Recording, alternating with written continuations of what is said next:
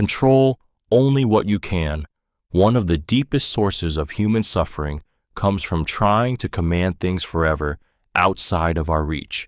We spend endless hours replaying conversations, wishing we could change someone's opinion, or fearing the unpredictable hand of fate. But the truth is brutal and liberating. You control almost nothing in this world except your mind, your choices, and the meaning you assign to events. When you grasp this, a quiet power awakens inside you. The storm will rage whether you curse it or not. People will betray you, fortunes will vanish, bodies will break down, and time will take everyone you love. To try and stop these forces is to chain yourself to inevitable heartbreak, but to accept them, to stare at the chaos and say, "This is not mine to command," is to reclaim the only domain no one can steal, your response. Imagine being insulted in front of a crowd.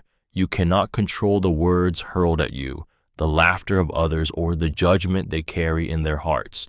But you can control the fire in your chest. You can choose not to hand over your peace to someone else's cruelty.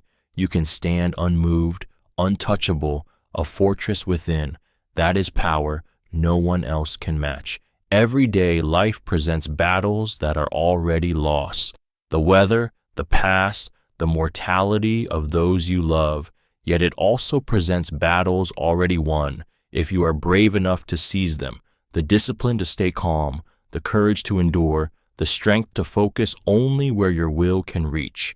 Control only what you can, and the rest becomes powerless against you. Stop expecting life to be fair. Fairness is a beautiful illusion, but illusions are dangerous when mistaken for truth. From the moment you are born, life begins to hand out uneven cards. Some inherit wealth, others inherit disease. Some are praised for mediocrity, while others bleed for greatness and remain unseen. To demand fairness from existence is to wage war against reality itself, and reality never loses. Every cry of "why me" is a chain around your soul. The world does not pause to measure what you deserve. Nature does not consult your feelings before striking. Wars, plagues, betrayals, heartbreak, these arrive without invitation, without justice, without explanation. And when you sit waiting for fairness to arrive, you waste the only thing you can never recover, time. But here lies the secret power.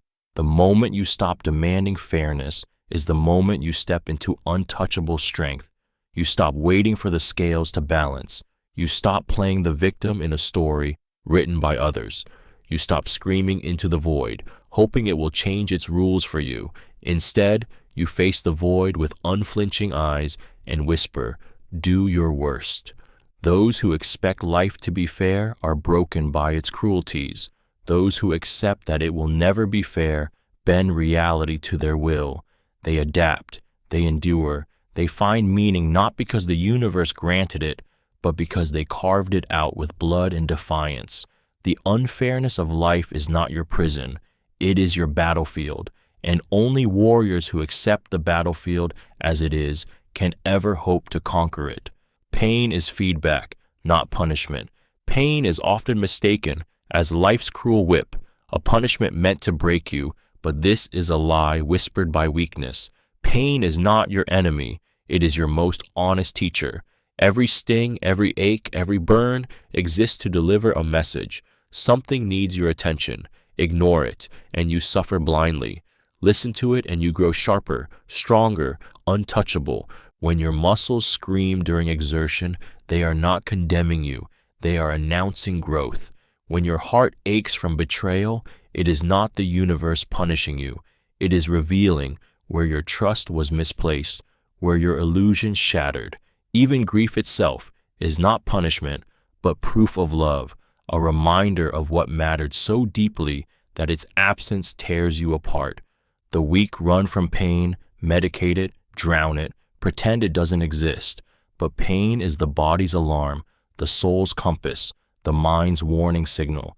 To numb it is to silence the messenger, and when the messenger is silenced, destruction arrives unannounced.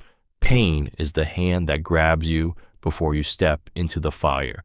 If you begin to see pain as information Rather than cruelty, its grip changes.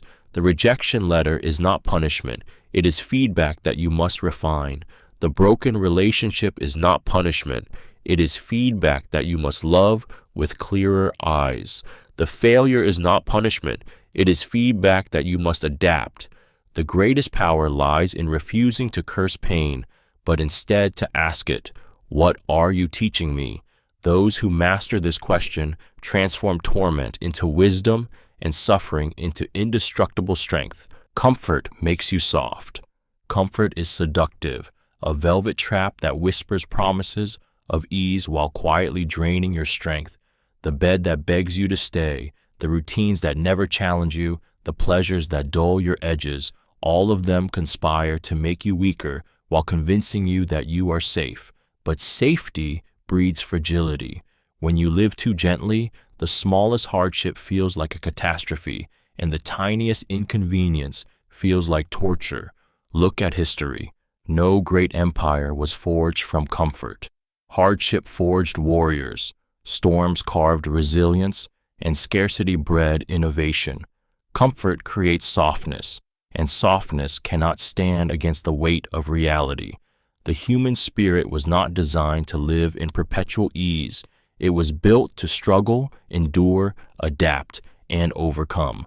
When you strip struggle away, you strip away power.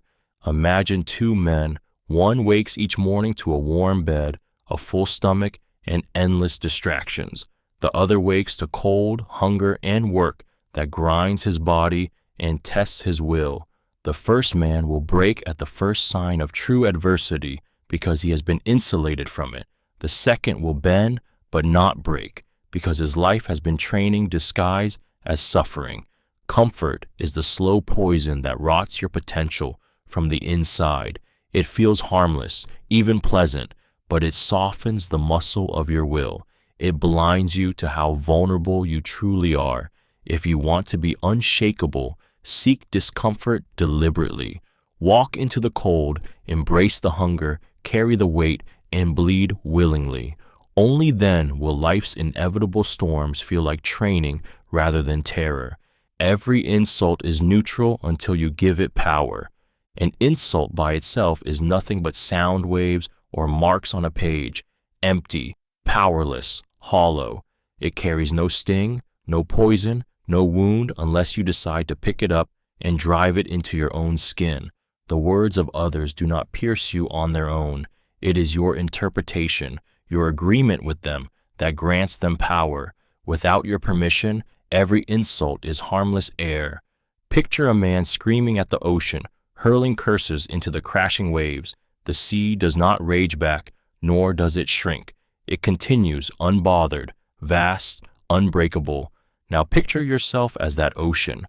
When someone spits venom your way, you can be the storm that reacts, or you can be the depth that swallows it in silence. Their insult reflects them, their pain, their weakness, their envy, not you. But most people hand over their power instantly. They clutch every word, cradle every offense, and replay it until it carves wounds deeper than any blade. In doing so, they become prisoners of strangers, chained by syllables that should have been dismissed as nothing. This is why insults break the weak but cannot touch the strong. To master this is to master yourself. Let them call you worthless, laugh at your failures, attack your flaws. Stand unmoved. When you refuse to grant their words significance, their weapons dissolve midair. You remain sovereign, untouchable, unbroken. Remember this truth. Every insult is neutral until you breathe life into it, and you are under no obligation to give away that power. Discipline is freedom. To the undisciplined, discipline feels like chains, waking early, controlling appetites, refusing indulgence, pushing through exhaustion. These look like restrictions, rules that cage you. But the truth is the opposite. Discipline is the only path to real freedom, because without it, you are not in control. Your impulses are. The one who obeys every craving is not free. He is enslaved by his own desires. Think of the man who cannot say no to food. He becomes a prisoner to his body. dragged down by weakness and illness. The man who cannot control his spending drowns in debt. Trapped by chains, he forged himself. The man who cannot master his emotions explodes in anger or collapses in despair, and others learn to pull his strings at will. That is not freedom, that is slavery.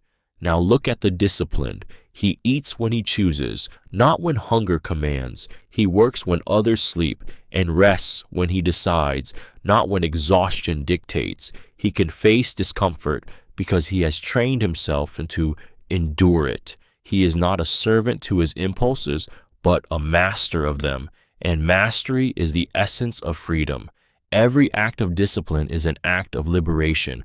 When you choose to rise early, to train your body, to study while others waste time, you are breaking free from the tyranny of weakness. The world cannot bribe, seduce, or intimidate the disciplined, because nothing owns him. Not food, not comfort, not fear. Discipline may feel like sacrifice, but it is the highest form of power, the freedom to command yourself. Emotions are signals, not orders. Emotions arrive like storms, sudden, loud, and overwhelming, but they are not chains meant to drag you. They are signals, not commands. Anger signals that your boundaries were crossed, but it does not order you to lash out. Fear signals danger ahead, but it does not demand retreat. Sadness signals loss, but it does not decree that you must drown in despair. The weak mistake emotions for orders, obeying them like tyrants. The strong treat emotions as messengers, listening but never bowing. Think of a man ruled by anger. Every insult sparks violence. Every frustration ends in destruction. He is not powerful. He is enslaved. Contrast him with the man who feels anger's fire, but holds it in his palm, studying it, deciding where to strike. One is a puppet, the other is a master. The difference is not the absence of emotion, but the refusal to kneel before it. Your brain evolved to use emotions as survival tools. Fear kept your ancestors alive in the dark. Love bonded tribes together for strength. Grief ensured you valued connection, but what once kept us alive can now keep us small if we mistake the signal for an unbreakable command. When the wave of emotion hits, the untrained mind is dragged under. The trained mind sees the wave, lets it crash, and stands tall in its aftermath. Emotions will never stop coming. They are part of being human, but you hold the choice to obey them blindly or to treat them as guides, information, not orders. And that choice is the foundation of unshakable power. Do not crave praise. It enslaves you. Praise feels sweet, almost intoxicating. A few words of approval can lift your spirit higher than any drug, and a lack of them can plunge you into despair. But what seems like fuel is in fact a chain. The more you hunger for praise, the more you surrender your freedom, because your worth becomes hostage to the opinions of others. When you crave praise, you are no longer living by your own compass. You are dancing like a puppet to the strings of other people's approval. Every action becomes a performance, every choice a calculation of how it will be received, and every silence a void that gnaws at you. You begin to bend who you are to gain applause, forgetting that applause is as fickle as the crowd that gives it. Today they cheer, tomorrow they sneer, and if your soul depends on their noise, you will crumble with their silence. Consider how powerful it is to act without needing recognition, to accomplish something great and walk away quietly, to endure hardship without demanding acknowledgement. That is freedom, pure and unshakable. The man who does not need praise cannot be controlled by insult, ridicule, or neglect. He is anchored in himself, not in the unstable tides of others. Praise is dangerous because it disguises itself as love, but it is not love. It is conditional approval that can vanish in an instant. When you stop needing it, you stop being enslaved by it. You begin to live as you choose, not as others expect. And in that defiance, you discover the rarest power of all, complete sovereignty over your own soul. Delay pleasure, sharpen will. The world trains you to crave immediacy, instant food, instant entertainment, instant gratification. But the more quickly you feed desire, the weaker your will becomes. Each time you surrender to impulse, you carve the habit of slavery into your mind. To delay pleasure is to sharpen yourself into something unbreakable, to build the muscle of discipline that bends life to your command instead of being bent by it. Think of a soldier in training who endures hunger, cold, and exhaustion without complaint. Every moment of denied comfort is not loss, it is gain. It is the silent forging of strength others cannot see. Each time you resist reaching for the phone, the drink, the distraction, you are training yourself to hold steady when real trials arrive. Pleasure is easy to take.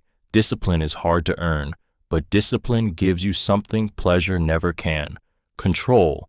Pleasure promises freedom, but delivers chains. The more you chase it, the more it demands. The cigarette that once satisfied becomes a need. The indulgence that once thrilled becomes routine. The desire that once excited becomes a prison. By delaying, you reverse this trap. You remind yourself that you own your desires. They do not own you. Those who cannot wait are ruled by appetite. Those who can wait hold the world in their hands. When you look at temptation and whisper, "Not yet," you sharpen your will like a blade, and a sharpened will can cut through obstacles that pleasure chasers will never survive. The longer you wait, the stronger you become, and the stronger you become, the freer you are. Ignore what others think. It's irrelevant. The opinions of others are a prison built of invisible bars.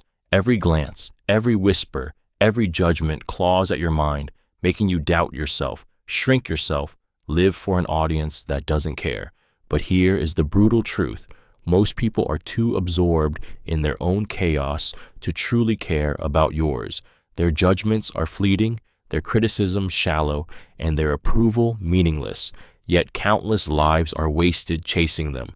When you bow to the opinions of others, you hand them the keys to your soul. You become a puppet, pulled by strings of validation and fear. You hesitate when you should act, you conform when you should rebel, you silence yourself when your voice is needed most. And for what? To please people who will forget you in a week, in a day, in a moment. Freedom begins the instant you stop caring about their gaze. When you ignore what others think, you step into a realm of raw authenticity, where your choices are yours alone. That kind of authenticity is terrifying to the masses because it cannot be controlled. The crowd will mock you for it, but secretly they envy it because deep down they know they are trapped in the same invisible cage. Every great act, every revolution, every bold creation came from someone who refused to bend beneath the weight of irrelevant opinions. When you no longer fear being misunderstood or disliked, you become untouchable. The world cannot manipulate you with approval or crush you with scorn. What others think is noise. What you decide is destiny. Anger punishes you more than your enemy. Anger feels like fire in your chest, a blaze you believe will scorch the one who wronged you. But the truth is cruel. Anger burns the vessel that carries it before it ever touches anyone else. You think your fury is a weapon, yet it is a poison you drink while hoping your enemy dies from it. When you stew in rage, your mind tightens, your body weakens, your clarity vanishes, sleep escapes you, appetite dulls, and joy becomes impossible. The person who hurt you may walk away untouched, while you remain shackled to an invisible tormentor. You suffer for their actions twice, once when they wronged you, and again when you choose to feed the anger they left behind. History is filled with men destroyed not by their enemies but by their own rage. A king who lashes out in fury loses the loyalty of his people. A soldier blinded by hatred steps into traps he would have seen if calm. A lover consumed by resentment corrodes the very bond he once cherished. In each case, anger gave them the illusion of strength while hollowing them from the inside. Anger is not always useless. It is a signal, a flare telling you something is wrong, but it was never meant to be your master. If you can feel the heat without letting it consume you, you hold power your enemy can never touch. The true punishment is not theirs, it is yours if you let anger linger. Release it, and you strip them of their victory. Hold it, and you hand them your peace on a platter. Choose difficulty. It makes you unbreakable. The instinct to avoid hardship is natural, but it is also the very instinct that weakens you. Every time you choose the easy path, you are secretly training yourself to break when life inevitably becomes hard. Comfort feels good in the moment, but it leaves you brittle.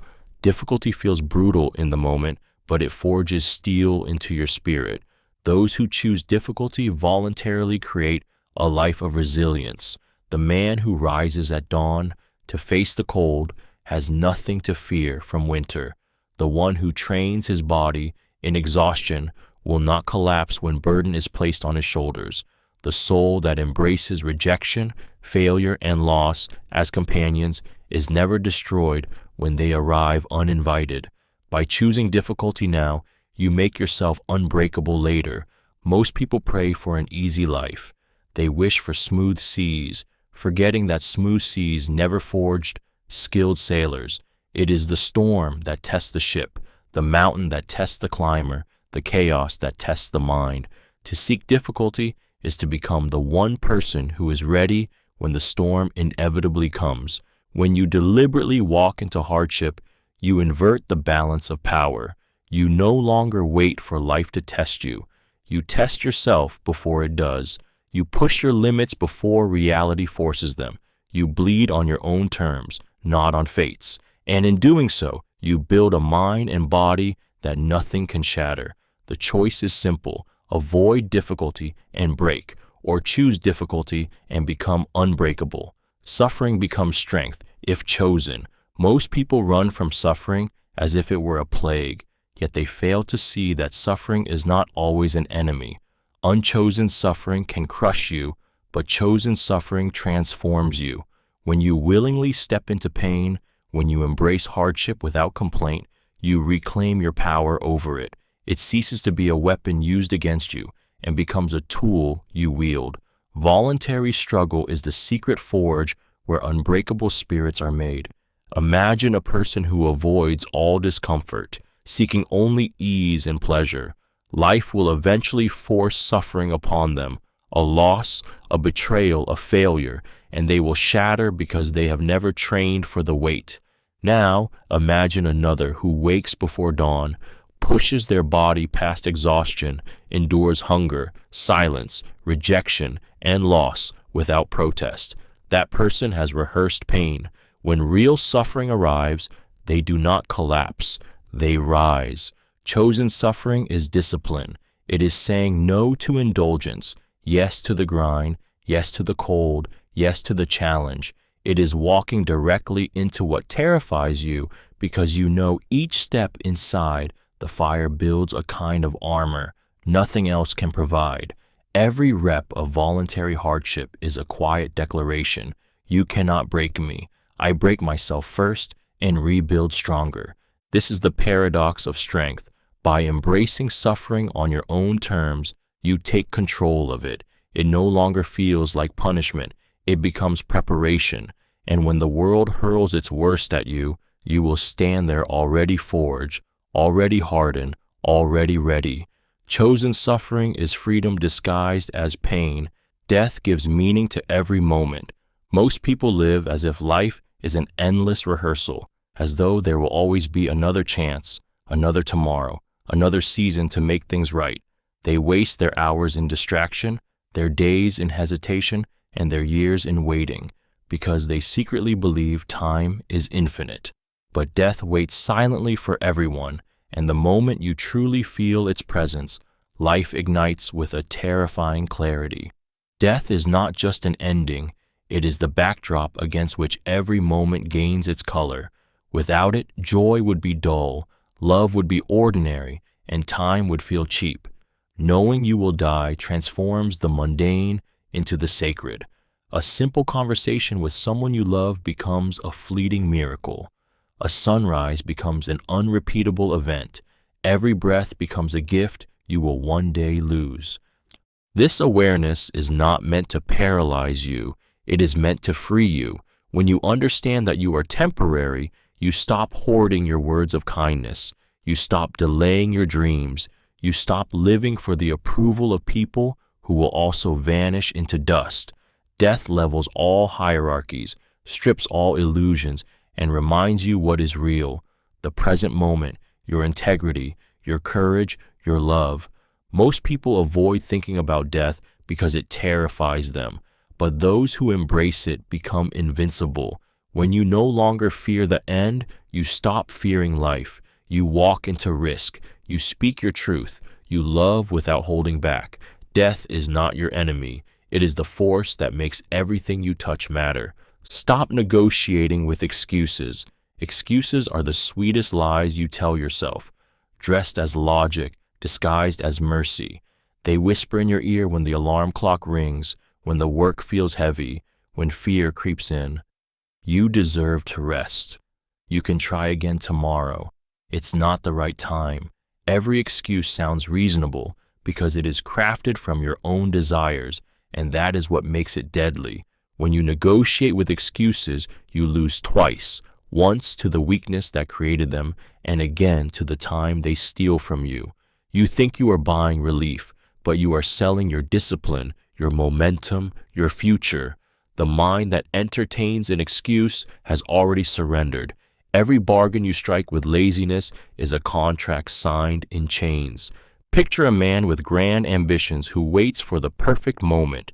He waits until he feels ready, until the stars align, until fear disappears. He waits, and then life ends, and all he has are the stories of what could have been.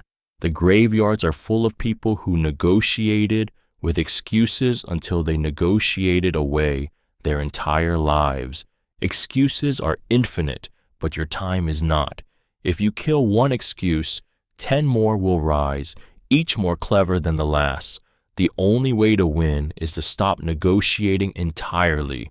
When the voice says, "Not today," you move anyway. When it says, "You're too tired," you act regardless. Freedom comes when you silence the courtroom of compromise and do what must be done without debate. Comfort kills potential. Comfort whispers promises of safety, but behind that softness lies a slow death of everything you could become. The couch that lulls you to stay a little longer, the habit of avoiding risk, the endless search for convenience.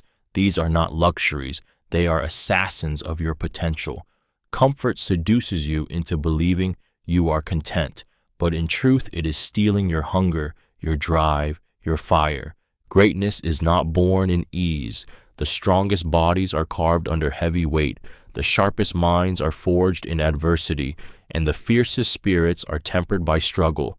Yet most people will trade the pain of growth for the illusion of rest, and they pay for it with mediocrity. Comfort does not preserve you. It decays you. Muscles shrink, ambition fades, and resilience withers when they are not tested. Think of every time you avoided discomfort, skipping the workout, ignoring the difficult conversation, putting off the risk of failure. Each decision seems small, but together they stack into a wall that cages you. That wall is built from comfort, and it blocks you from ever touching the life you could have had. Potential is raw, untapped power waiting for sacrifice, but comfort robs you of that sacrifice. It convinces you to stay still when you should move, to stay silent when you should act, to settle when you should rise. The truth is harsh. Every moment you choose comfort, a piece of your potential dies, and every time you walk into discomfort, a piece of your true self is born. Practice poverty to kill fear of it. The fear of losing everything is one of the deepest chains around the human mind. People spend their lives hoarding, protecting, worrying, terrified that one wrong turn will strip them of comfort and cast them into ruin. But the irony is brutal.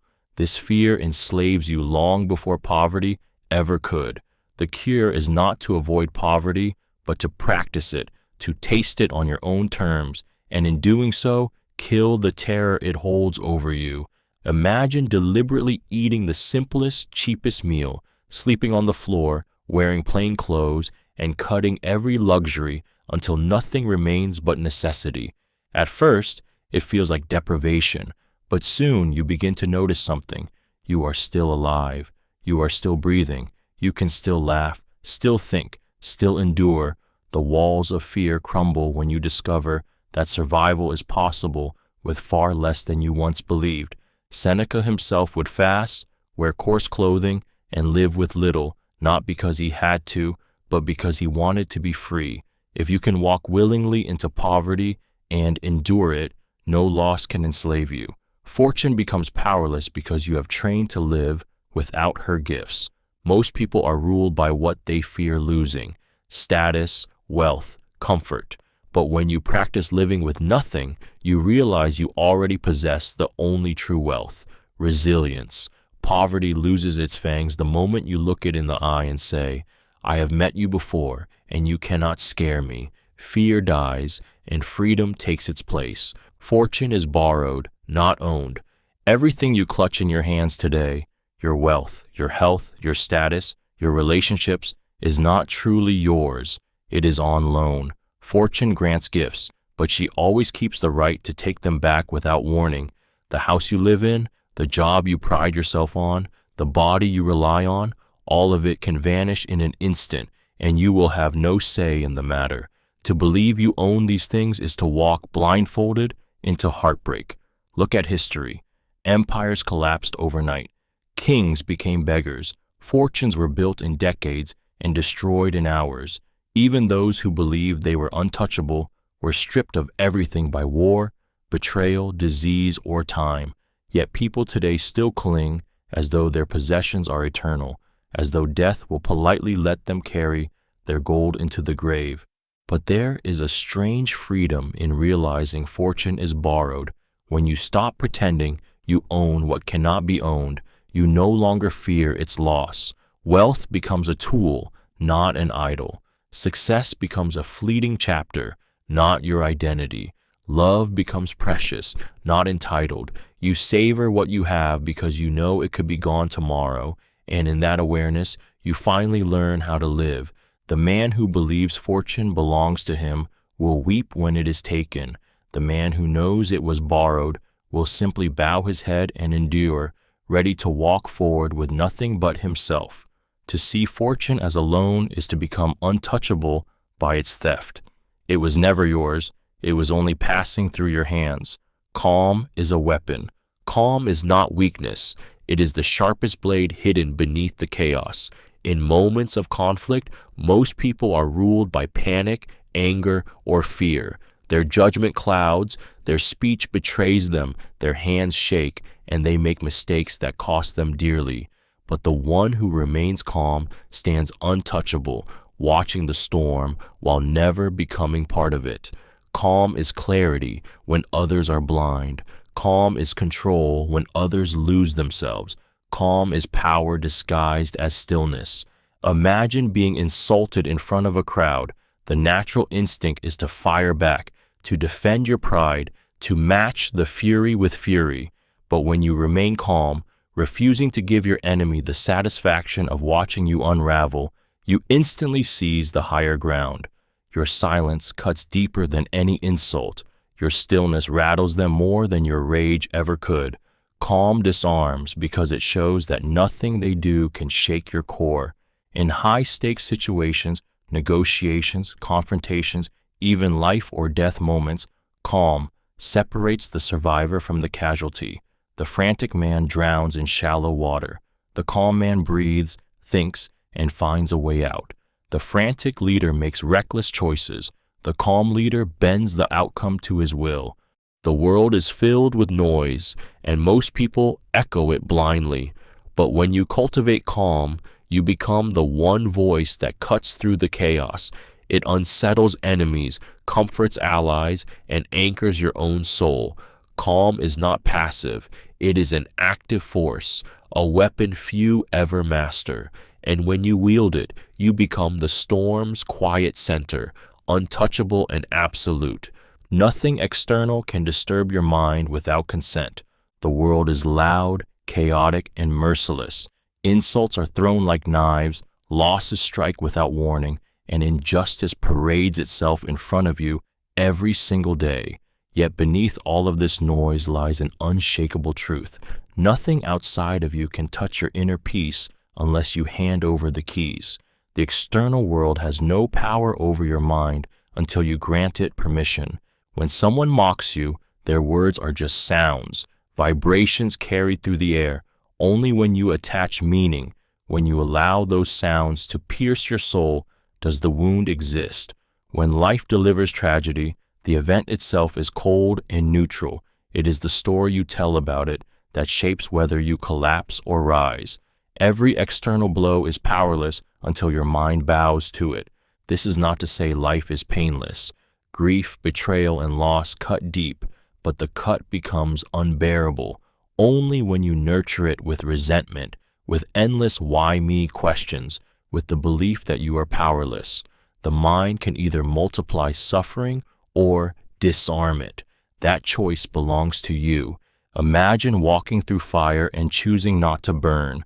This is the essence of mastery, realizing that every insult, every obstacle, every tragedy presents a fork in the road. Surrender your peace or guard it. Most people surrender instantly, enslaved by circumstance, but the rare few who refuse consent stand like fortresses. They bend but do not break. They bleed but do not yield. The world rages, but within they remain untouchable. Don't be surprised by betrayal. It's human nature. Betrayal feels like a dagger because we expect loyalty as if it were a law of nature, but it isn't.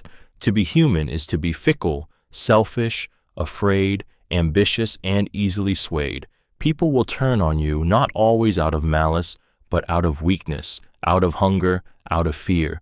To be shocked by betrayal is to misunderstand the very creatures we live among. History is written in betrayals, friends selling out friends, generals turning against kings, families breaking each other for greed. It is not rare, it is not special, it is not new.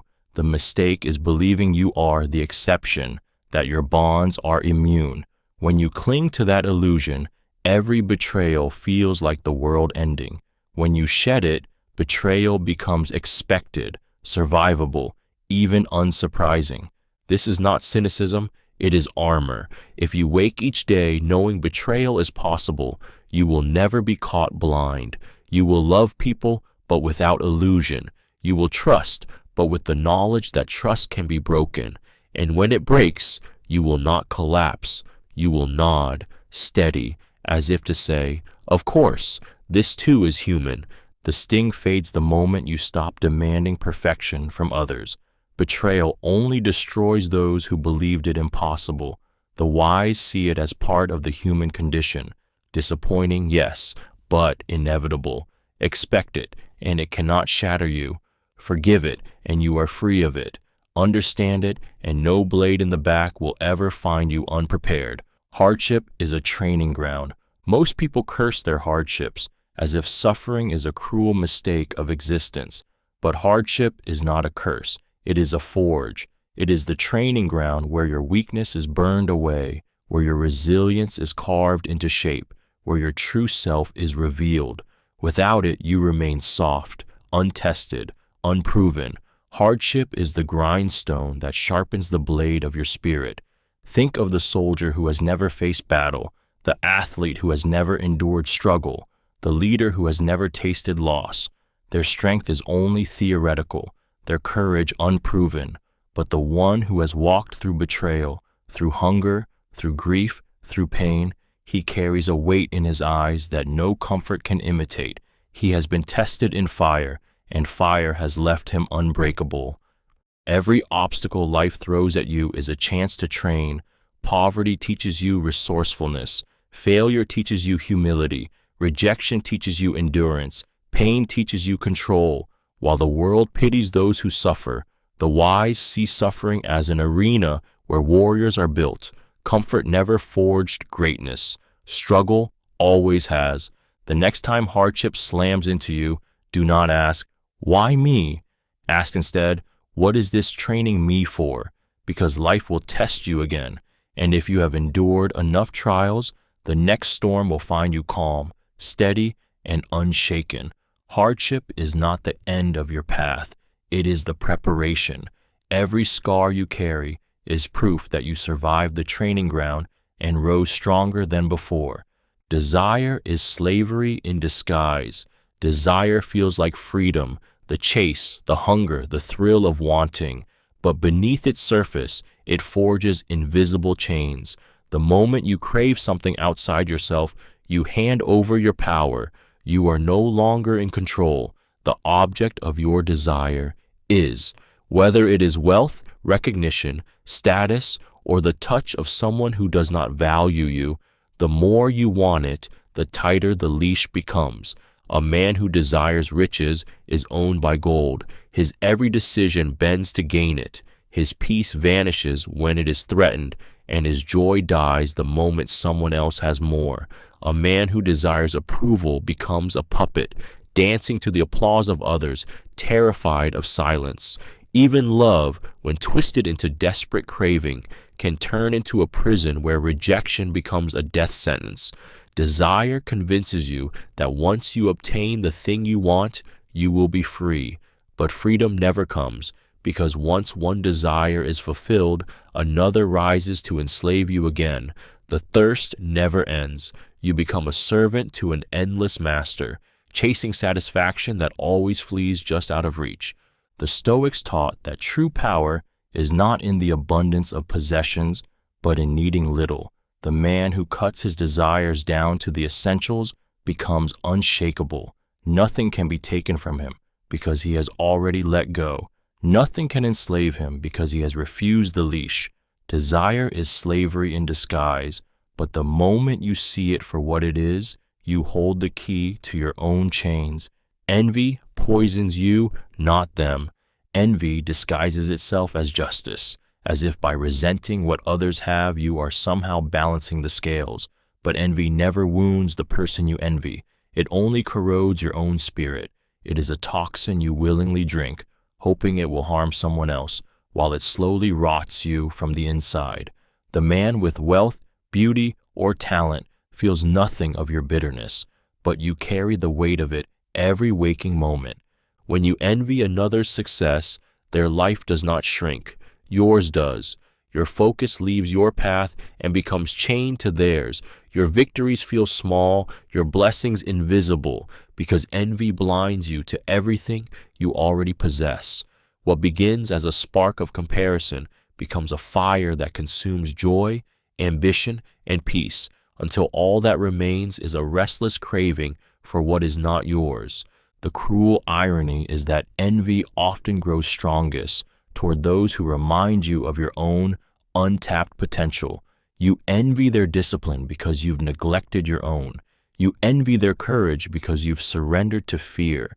You envy their results because you refuse their struggle. Envy is not a mirror of their greatness. It is a mirror of your avoidance.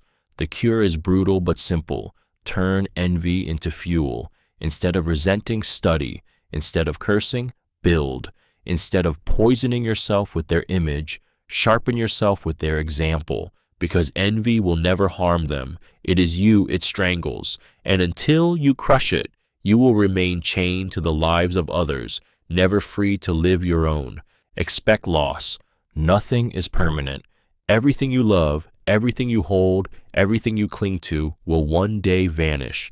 This is not cruelty, it is nature. People die, bodies wither, fortunes dissolve, beauty fades, moments slip into memory. The mistake is believing permanence exists, when in truth all of life is written in sand, and the tide is always coming. To expect loss is not to live in despair, it is to live with eyes wide open. Look at the blooming flower. Its beauty is staggering, but within it is already the certainty of decay. Look at the child laughing in your arms. That child will grow, change, and one day leave. Look at your own reflection. Every wrinkle, every scar, every breath is proof that you are passing through, not staying. When you demand permanence, you are demanding that time itself stop for you. It never will. Yet here lies the power. If you expect loss, you are never broken by it. You can hold what you love without clinging, knowing it is borrowed. You can appreciate the fleeting without rage when it disappears. The wise walk through life whispering, "This too will pass," not as lament, but as liberation. Those who resist loss suffer twice, once in the fear of it, and again in the reality of it. Those who accept loss suffer once, and even then, they suffer with dignity. Expect loss, and gratitude becomes sharper, love becomes deeper, and freedom becomes real. Nothing is permanent, and that is what makes every moment so unbearably precious. Self-mastery is the only empire worth ruling. Men have conquered nations, commanded armies, and bent entire civilizations to their will, yet most could not command themselves. History is filled with kings who ruled millions, but were slaves to their own lust, anger, or fear. What good is an empire if your appetites overthrow you? What good is power if your emotions drag you like a prisoner in chains? The only empire worth ruling is the one within. Self-mastery is rarer than conquest because it demands a war against the most cunning enemy you will ever face, yourself. Your laziness whispers, "Rest, you deserve it." Your fear hisses, "Don't try, you'll fail." Your cravings scream, "One more indulgence won't hurt." These are not harmless voices. They are invaders at the gates of your mind. And every time you obey them, you surrender your throne.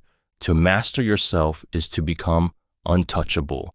The disciplined man cannot be bribed by pleasure, enslaved by addiction, or destroyed by fear. He moves by choice, not impulse. He speaks with intention, not reaction. He is free in a way no tyrant or billionaire will ever be, because no one and nothing owns him. The empire of self is the only dominion that death cannot strip from you. Wealth rots, empires fall, reputations fade, but the man who has ruled himself walks into the grave undefeated because he alone commanded the one kingdom that matters. Conquer yourself, and no power on earth can enslave you. Fail to, and you will always remain a servant, even if the world kneels at your feet. The crowd is usually wrong. The crowd is a force that seduces with safety. To walk with the masses feels comforting. To blend into their noise feels secure. To echo their beliefs feels righteous. But history whispers a darker truth. The crowd is almost always wrong. The mob crucified the wise, burned the heretic, mocked the visionary, and worshipped false idols while spitting on the truth. What the majority applauds is often mediocrity dressed as virtue, and what it condemns is often greatness it cannot comprehend. The crowd thrives on emotion, not reason.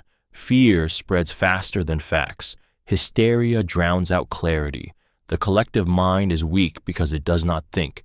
It reacts, and in its reaction, it punishes anyone who dares to stand apart. To walk against the crowd is to risk ridicule, exile, even death. But to walk with it blindly is to guarantee a life of quiet slavery, bound by the chains of conformity. Every great leap in human progress came from defying the mob. The thinkers who challenged superstition, the rebels who defied empires, the creators who redefined art, all stood alone while the crowd jeered. Only later did the same crowd rewrite its memory, praising what it once condemned. The instinct to follow the masses is ancient, born from survival in tribes. But in a world where truth is drowned in noise, following the herd leads only to cliffs. The crowd seeks comfort, not truth, approval, not wisdom. To be free, you must stand apart, even if you stand alone, for the roar of the many will almost always echo with error. Silence reveals more than words. Silence is terrifying to those who depend on noise to mask their weakness. Yet silence is not emptiness. It is exposure. When you choose not to speak, you strip away the armor of distraction and force others to confront the the truth of themselves. Silence has the power to unnerve, to dominate, to reveal the intentions hidden beneath polished words. Where language can be manipulated, silence cannot lie. In conversation, people rush to fill silence because it makes them uncomfortable. They reveal secrets, expose insecurities, or betray hidden motives, all in an attempt to escape its weight. The one who commands silence, who can hold it without flinching, wields control. Words can be rehearsed. Silence is raw and real. The more you master it, the more others feel naked in its presence. Silence also exposes your own strength. A man who does not react to insult speaks louder than one who argues. A mind that remains still in chaos radiates more authority than one that shouts commands. To remain silent in the face of provocation is not weakness, it is dominance. It says, I am not moved by you. Even in yourself, silence is a weapon. When you withdraw from the constant noise of the world, when you sit in the rawness of quiet, you come face to face with your fears, your desires, your truths. Most people run from this confrontation, but those who endure it uncover a clarity that words can never deliver. Silence is not absence, it is revelation. It shows everything that noise tries to hide. Assume you know less than you think. The mind loves certainty. It clings to the idea that it understands, that it is right, that it already sees the world clearly. But this confidence is a trap. The truth is harsh. You know less than you believe, you understand less than you assume, and the more certain you feel, the more blind you probably are. Ignorance hides not in the absence of knowledge, but in the arrogance of thinking you already have enough. History is littered with men who believed they knew everything, only to be destroyed by what they refused to see. Leaders who ignored warnings, thinkers who clung to outdated truths, ordinary people who closed their ears to wisdom because it challenged their pride. Arrogance kills more potential than failure ever will. When you assume you know less, you approach life as a student, not a master. Every person becomes a teacher. Every experience becomes a lesson. Every failure becomes instruction. You stop clinging to the fragile identity of the one who knows and step into the enduring strength of the one who learns. This mindset doesn't make you weak. It makes you unstoppable because you can never be cornered by ignorance if you are always willing to admit it. Those who pretend to know it all collapse when proven wrong. Those who assume they know less never collapse because they were ready to be corrected. Humility is not self-deprecation. It is strategic strength. The moment you believe you have nothing left to learn is the moment you stop growing. Assume you know less, and you will forever expand beyond the limits that trap everyone else. Fame is emptiness painted gold. Fame glitters from a distance, dazzling the eyes of those who hunger for recognition. It promises immortality, admiration, validation, the illusion of being more than ordinary. Yet when you step close enough to touch it, you find it hollow, a fragile shell coated in gold paint that chips away with time. Fame does not feed your soul. It feeds the endless appetite of strangers who do not know you and never will. The famous live in cages built from other people's expectations. Their every word is twisted, every action judged, every mistake magnified until they no longer belong to themselves. Applause feels sweet for a moment, but it fades into silence as quickly as it rose, and then the performer is left starving, desperate for the next roar of approval. What looks like glory from the outside feels like dependency from within. Fame is borrowed, never owned. The crowd that lifts you today will abandon you tomorrow for someone shinier, louder, newer. Heroes become forgotten, idols turn into scandals, legends fade into footnotes. The pursuit of fame is the pursuit of shadows, and those who chase it discover too late that they traded their freedom for a mirage.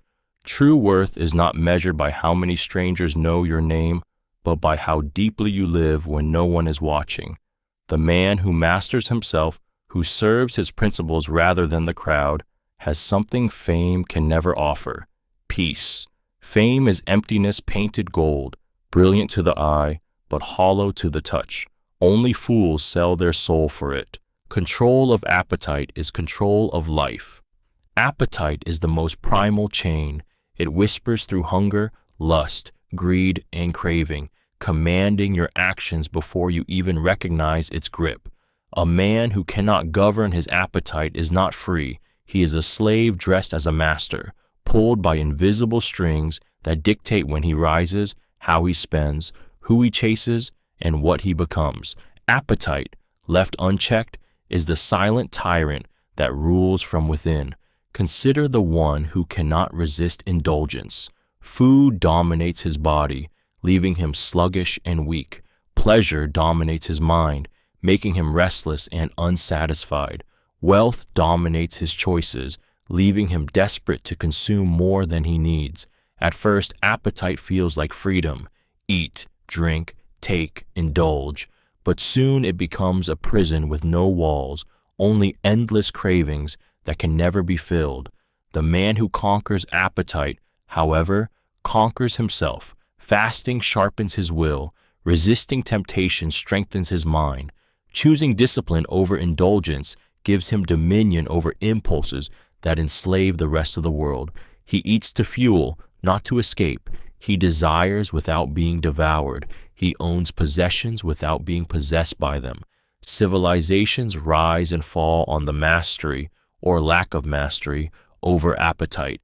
Empires rot in decadence. Leaders collapse under vice, and men of brilliance fade into shadows because they bow to urges stronger than their discipline. But the rare man who commands his appetite commands his destiny. For once, you can tell your body no and mean it. There is nothing in life you cannot rule. Don't chase happiness. Chase virtue. Happiness is a shadow. Try to grab it and it slips through your fingers. The more you chase it, the more it runs, leaving you exhausted and empty. People spend lifetimes pursuing wealth, pleasure, recognition, and comfort, convinced that happiness waits at the end of these roads. Yet when they arrive, the feeling is fleeting, gone before they even grasp it. Happiness is not a prize to be hunted. It is a byproduct, a trace left behind when you pursue something greater. That something greater is virtue. Virtue is living with discipline when indulgence tempts you, speaking truth when lies would protect you, acting with courage when fear claws at your chest. It is aligning your actions with principles so deeply that no circumstance can strip them away. The man who chases happiness is always a slave, bound to pleasure, to praise, to the endless thirst for more. But the man who chases virtue becomes free because his worth is anchored in character, not in outcomes. When you live by virtue, happiness follows not as a destination, but as a side effect. The joy of self-respect, the peace of integrity, the strength of courage, these are deeper than the shallow highs of pleasure. Pleasure ends when the moment fades. Virtue endures when storms rage. Most will waste their lives asking, "Am I happy?" The wise ask instead, "Am I living by principle?" Happiness comes and goes like weather, but virtue is the unshakable mountain. To chase happiness is to chase smoke. To chase virtue is to build fire. Train your mind harder than your body. The body can be beaten into strength with repetition, sweat, and pain, but a strong body without a strong mind is nothing more than a fragile shell. Muscles can lift weight, but they cannot endure despair. Endurance can carry you through miles, but it cannot silence fear. When the mind collapses, the body follows, no matter how powerful it is. This is why the mind must be trained harder, sharper, and longer than the flesh that carries it. Life's heaviest burdens are rarely physical. You will not be destroyed by a barbell, but by betrayal, humiliation, failure, uncertainty, and grief. You cannot deadlift heartbreak. You cannot sprint your way out of fear. Only a disciplined mind can endure these invisible torments. If you do not train it, you will crumble when reality strikes. Training the mind means deliberately walking into discomfort. It means choosing silence when you crave distraction, focus when your thoughts scatter, calm when rage demands control. It means pushing yourself to confront fears, to sit with pain instead of fleeing, to remain unshaken while the world burns around you. Just as a soldier runs drills until instinct takes over, the mind must be drilled until discipline is reflex. A strong body will carry you across a battlefield. A strong mind will make you unbreakable even when the battlefield is within. The flesh weakens with age, no matter how much you train it, but the mind, if forged like steel, becomes sharper with every trial. Train your mind harder than your body, because in the end, only one of them can save you from yourself. Opinions are not facts. Most people live as though the opinions of others are stone tablets, carved with truth. A cruel remark becomes a scar. A judgment from the crowd feels like a sentence, and whispers behind your back grow into chains around your neck. But opinions are nothing more than echoes of perception, fragile, biased, fleeting. They are not facts. They are reflections distorted by jealousy, ignorance, and fear. One person will call you brilliant, while another will call you a fool. One will call you beautiful, while another calls you plain. Which of them speaks the truth? Neither. They are simply mirrors reflecting their own tastes, their own wounds, their own limitations. To let their voices shape your reality is to surrender your life to illusions. Facts stand independent of feeling. Fire burns whether you admire it or fear it. The sun rises whether you curse it or praise it. Gravity holds you down no matter who loves or hates you. But opinions shift with the wind. Today you are adored, tomorrow despised. Today you are genius, tomorrow forgotten. The crowd builds idols in the morning and smashes them by nightfall. When you finally see opinions for what they are, noise, not law, you become free. You stop trembling under every sneer or swelling with every compliment. You stand grounded in truth, not perception. Let the world chatter. Let them praise. Let them condemn. Their opinions are shadows. The fact is simple. Only your actions, your principles, your character are real. Everything else is just noise passing through the air. Choose to be offended or not. Offense feels automatic, as if the words of others stab directly into your soul, but this is an illusion. No insult has power until you grant it permission.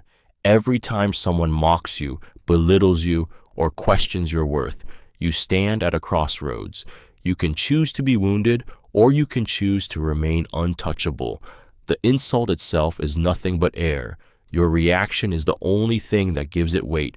Imagine someone calls you weak. If you rage, defend, or crumble, you prove their words true by surrendering control.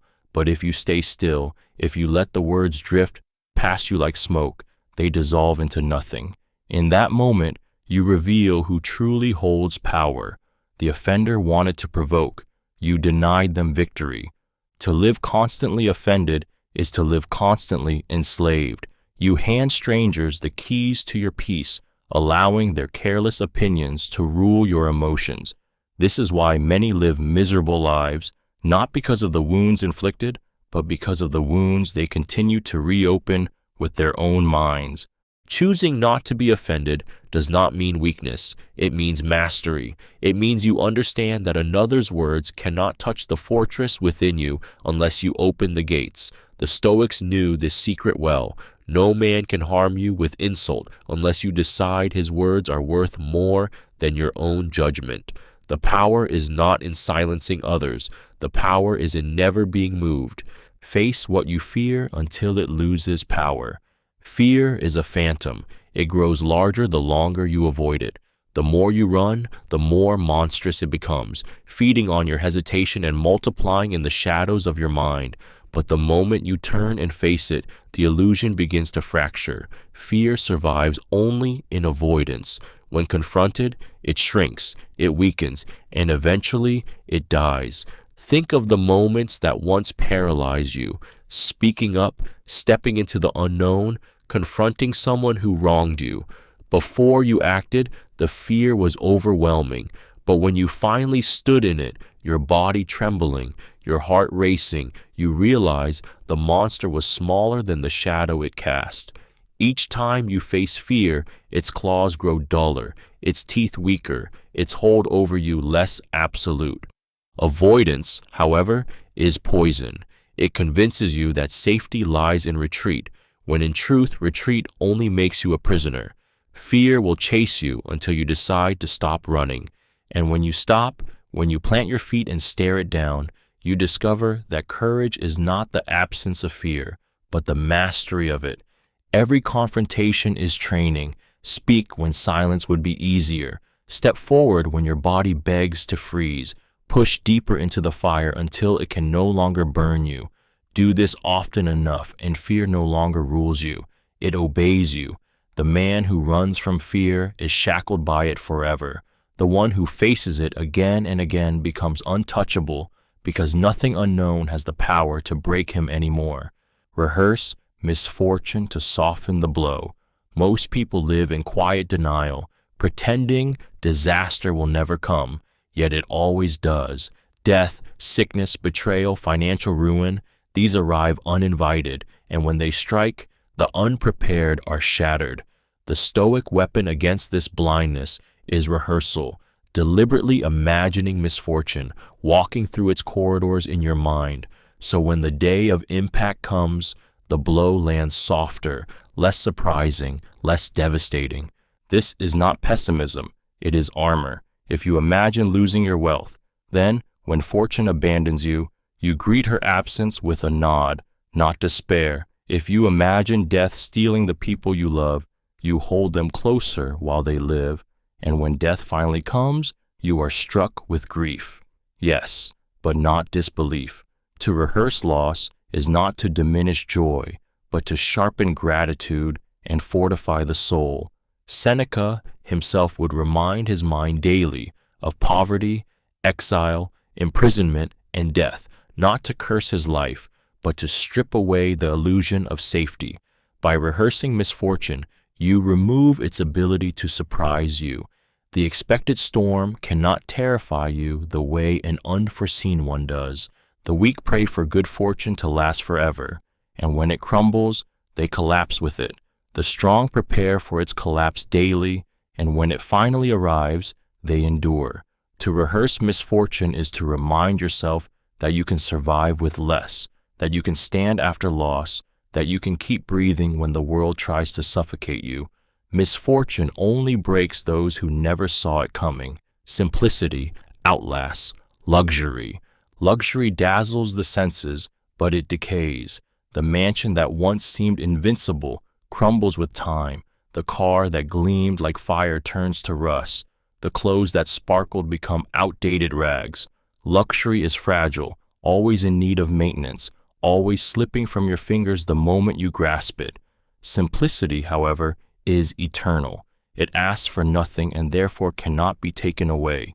The man who builds his happiness on luxury is always at risk of loss.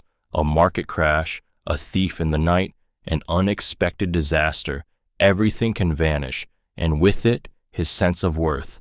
But the man who builds his life on simplicity is untouchable. A simple meal sustains him, a modest home shelters him, and a clear mind brings him peace. Nothing can be stolen from him because nothing owns him. Simplicity is durable because it aligns with what is essential. Fire, water, food, rest, love, purpose, these are the things that sustain life, and they cost little compared to the glittering illusions of luxury. Strip a man of his gold, and you see how fragile he is. Strip a man of luxury who lives simply, and you will find him still whole, still steady, still free. Luxury intoxicates but enslaves, because once you taste it, you fear its absence. Simplicity liberates, because once you embrace it, you realize you already have enough. Luxury fades with time, but simplicity endures like stone. It outlasts fashion, fortune, and fame. The man who embraces simplicity becomes unbreakable, because his life is built on what cannot rot. Don't need much, and no one controls you. The more you need, the more chains you carry. A man who craves luxury, constant praise, or endless possessions becomes easy to control because anyone who supplies or withholds what he desires owns a piece of him. Employers hold him hostage with money. Lovers manipulate him with affection. Society bends him with status. He is not free. He is bought and sold daily, his will traded for scraps of comfort. But the man who needs little cannot be broken. Take away his riches, he still lives. Take away approval, he still walks tall. Strip him of everything but the essentials, and he remains whole because he built his foundation on self-sufficiency, not on the shifting ground of external rewards. This is why tyrants fear those with simple needs. They cannot be bribed, blackmailed, or bought. Imagine two men. One demands fine food, the latest clothes, the admiration of the crowd. The other is content with bread, plain cloth, and his own approval. The first lives in constant anxiety, terrified of losing what props him up. The second lives untouchable, because nothing essential can be stolen from him. The more the world tries to bend him, the more it realizes he cannot be bent at all. Freedom does not come from abundance. It comes from needing almost nothing. When you sever the leash of desire, no man, no system, no power on earth can command you. A life stripped down to essentials is not poverty, it is invincibility. For the less you need, the less anyone can own you. Solitude reveals your true self. Most people drown in noise, the voices of friends, the endless hum of society, the constant flood of distraction.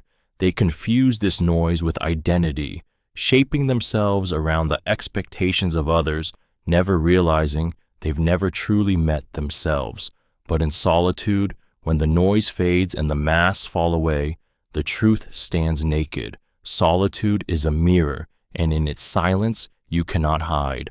Alone, there is no audience to impress, no role to play, no approval to chase. What remains is raw and unfiltered, your fears, your desires, your flaws, your strength.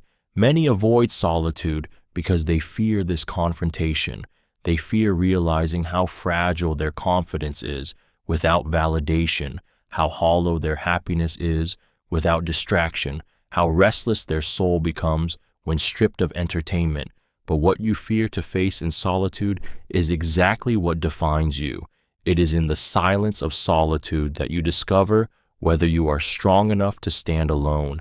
Can you sit with your thoughts without trying to escape them? Can you find peace in your own company? Can you build a life where your self-respect does not rely on anyone else's applause? These questions are brutal, but only solitude asks them.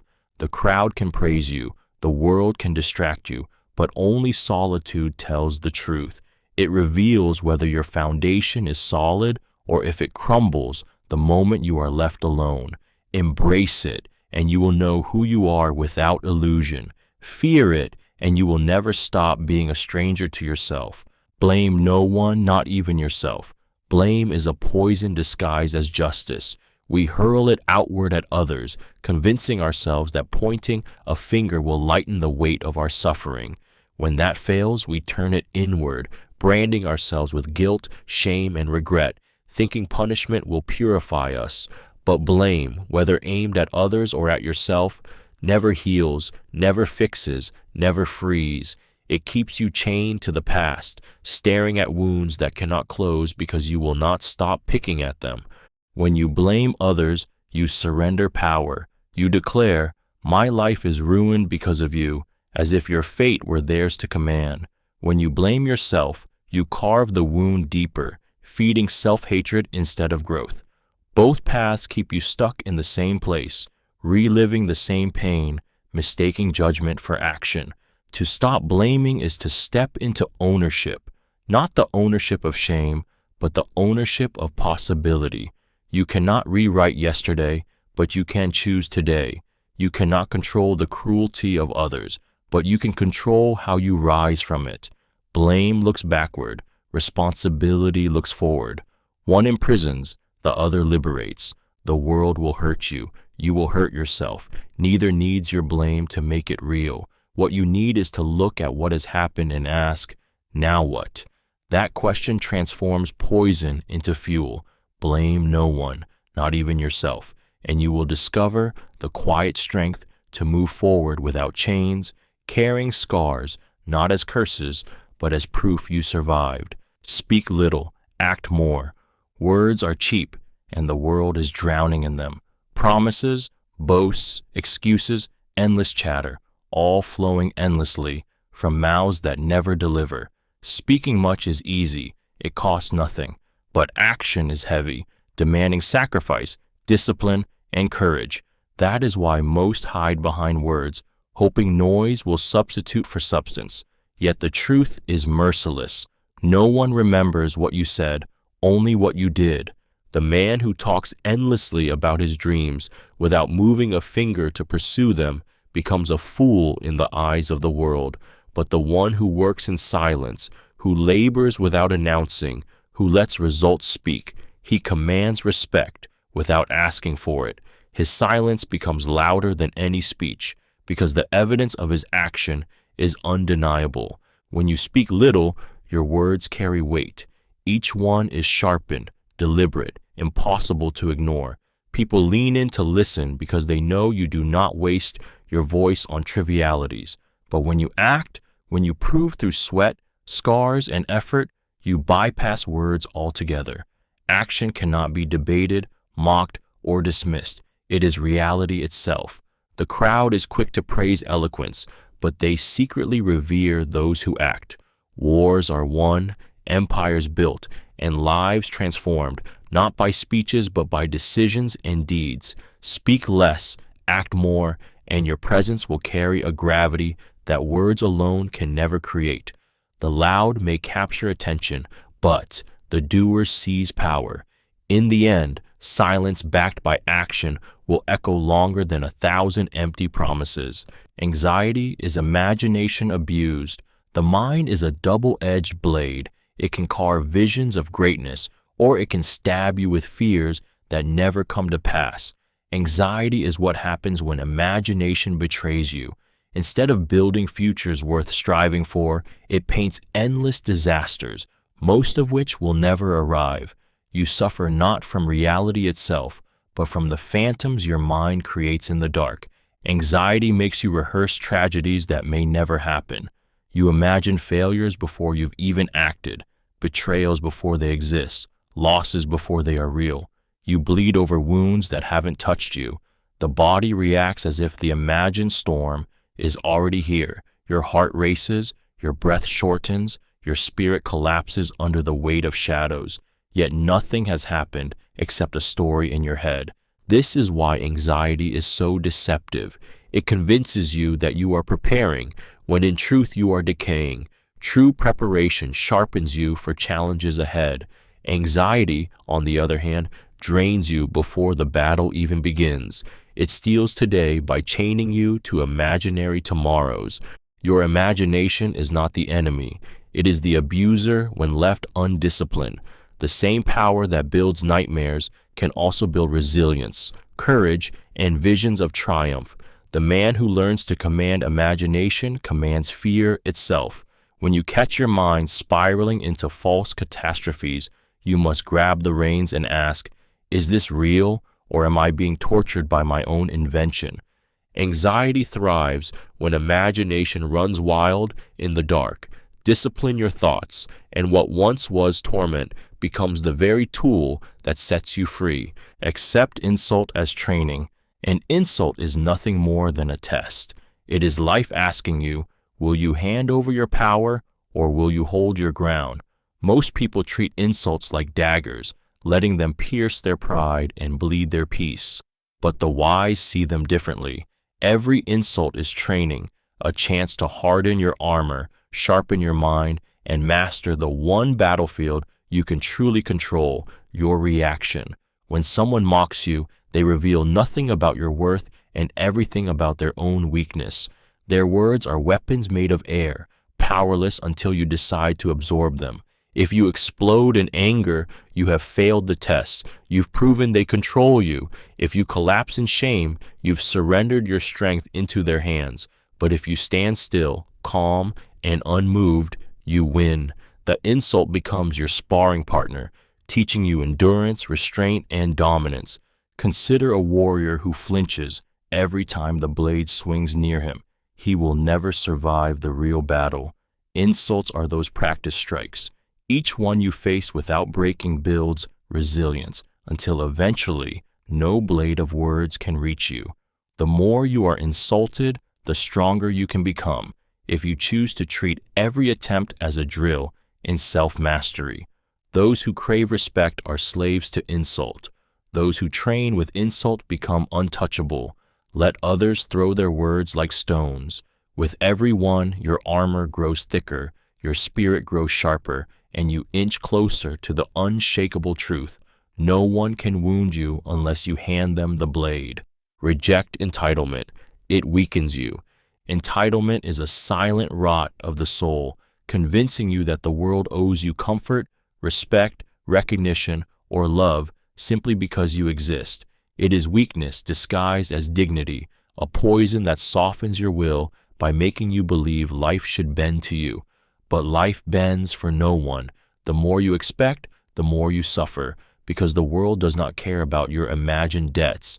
It only delivers what you fight for, endure, and earn. The entitled man is fragile, breaking at every denial, collapsing at every disappointment. He spends his days in outrage, cursing the universe for not giving him what he believes is his by right. His anger changes nothing. His bitterness makes him smaller. Entitlement is dependency, and dependency is slavery. The one who waits for life to give will always kneel before it. Rejecting entitlement is brutal, but it is liberation. When you expect nothing, every gift feels like abundance. When you demand nothing, rejection loses its sting. You become untouchable because you are no longer bargaining with life. You are wrestling with it, taking what you can by strength and letting go of the rest without resentment. Entitlement weakens because it ties your happiness to external mercy. Freedom begins when you cut that rope. The warrior of the mind stands with empty hands and says, "I am owed nothing, and I will still build everything." When you live this way, you stop waiting for life to serve you and start seizing life by the throat. That is strength no disappointment can break. Every day is borrowed, not promised. Most people live as if tomorrow is guaranteed, as though the calendar owes them another sunrise. They delay their dreams, withhold their love, and bury their passions under excuses because they believe there will always be more time. But every day you wake up is not a promise. It is a loan. Time is handed to you like a fragile gift, and at any moment, without warning, it can be reclaimed. Think of how easily life ends. A heartbeat stops in the middle of laughter. A car veers off course and erases decades in seconds. A diagnosis shatters the illusion of endless tomorrows. No amount of wealth, power, or pleading can purchase even one more hour when fate decides the debt is due. Every morning you open your eyes, you are cashing in a gift you never truly earned. This truth is not meant to suffocate you with fear. It is meant to awaken you. When you realize every day is borrowed, procrastination becomes foolishness. Grudges lose their grip. Love is spoken without delay. Risks are taken without hesitation. You begin to live with urgency because you finally understand the clock is always running and its hands are ruthless. Borrowed days should be spent with intention. Waste them and they vanish forever. Use them and they turn into legacies, memories, moments that live beyond you. Each sunrise whispers the same reminder. This is not promise. This is borrowed. What will you do with it? The wise do not wait. They act, love, and live before the debt is called. Hold desires lightly. Desire itself is not the enemy. It is the weight you give it that turns it into chains. To grip a desire too tightly is to hand it power over your happiness. If you must have it, if you cannot breathe without it, you have already surrendered. But if you can want something while knowing you'll remain whole without it, you are free. The art is not in killing desire, but in holding it so lightly that it can never crush you. Think of love. To love with desperate hunger is to turn affection into prison. to cling so tightly that the bond suffocates. But to love while knowing you can still stand alone is to love freely, without fear of loss controlling you. The same is true with wealth, achievement, recognition. To crave them blindly makes you a slave. To enjoy them without needing them makes you untouchable. Life will always dangle rewards before you, new status, new pleasures, new validations. Many chase them like starving dogs, never satisfied, always controlled. But the man who whispers, "It would be nice, but I do not need it," strips the world of its leverage. When fortune arrives, he enjoys it. When it departs, he remains unbroken. Hold desires lightly as you would hold a bird, tight enough not to lose it, loose enough not to kill it. This balance is rare, but it is where strength lives. For the freer your grip on what you want, the firmer your grip becomes on who you are. Train to endure boredom. Boredom is not emptiness, it is resistance. It is the mind rebelling against stillness, clawing for distraction, begging to be fed with stimulation. Most people run from boredom the way they run from pain, filling every quiet moment with noise, screens, chatter, anything to avoid sitting alone with themselves. But boredom is not your enemy. It is a forge, and if you can endure it, you gain a power most will never touch. The ability to sit in boredom without breaking is the ability to master focus. Greatness is built in repetition, in practice, in hours of monotony where nothing exciting happens. The athlete repeating drills until his muscles ache, the writer staring at blank pages until words finally bleed out, the monk sitting in silence until the mind stops thrashing. Each has learned the secret. Boredom is the threshold to mastery. When you train to endure boredom, you detach from the modern disease of constant stimulation. You no longer need your phone to numb you, your music to distract you, or entertainment to fill every gap. You become dangerous because while others scatter their attention like dust in the wind, you can hold yours steady, unshaken. Boredom reveals how desperate the untrained mind is for escape. Endure it, and you break free. You find discipline in the dull, patience in the still, and power in the quiet. Those who cannot bear boredom are condemned to weakness, forever chasing distraction. Those who endure it become masters of themselves and masters of time. Fortune favors the discipline. Luck is not random. It bends, it tilts, it seems to favor those who prepare for it with ruthless consistency. The undisciplined wait for fortune like beggars at a gate, hoping opportunity will fall into their laps. The disciplined build their lives so that when fortune passes by, it has no choice but to stop. What looks like luck to outsiders is almost always the reward of relentless preparation, control, and self-mastery. Discipline sharpens your mind when others dull theirs with distraction. Discipline keeps you moving forward when others collapse into comfort. Discipline makes you reliable, resilient, unstoppable. And when the rare moment of opportunity arrives, the job opening, the crisis that reveals character, the door half ajar, it is the disciplined one who is ready to walk through while everyone else hesitates. Fortune is cruel to the weak. She exposes their laziness, magnifies their mistakes, and devours them when they are unprepared. But she bends to those who rule themselves. Discipline makes you consistent in a world that worships shortcuts, patient in a world addicted to immediacy, focused in a world that scatters itself thin. Imagine two fighters. One trains only when motivated, the other trains every day regardless of mood. When chance brings them into the ring, the disciplined one makes luck look inevitable.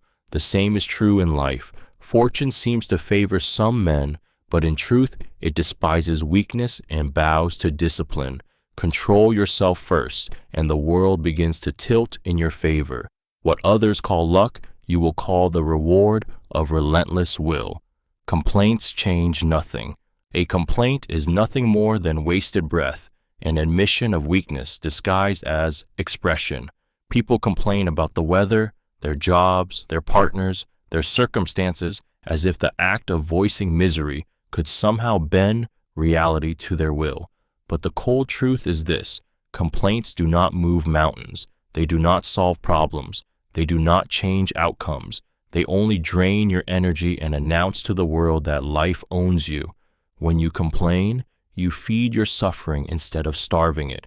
You relive the pain with every word, reinforcing your powerlessness until it calcifies into identity.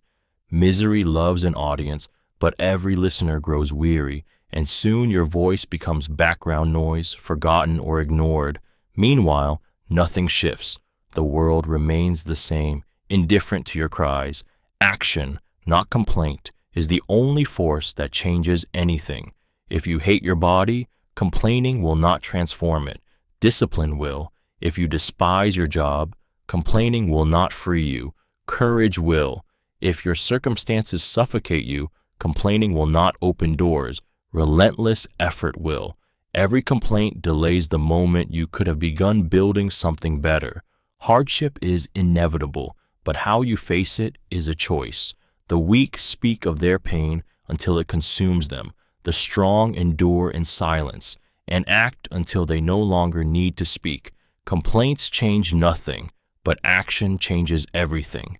Every word you spend lamenting life is a moment stolen from building the life you want. The world doesn't listen to complaints. It bows only to action. Self-control is wealth. Most people measure wealth in coins, possessions, or status, but the richest man is not the one with the fullest vault. It is the one who rules himself.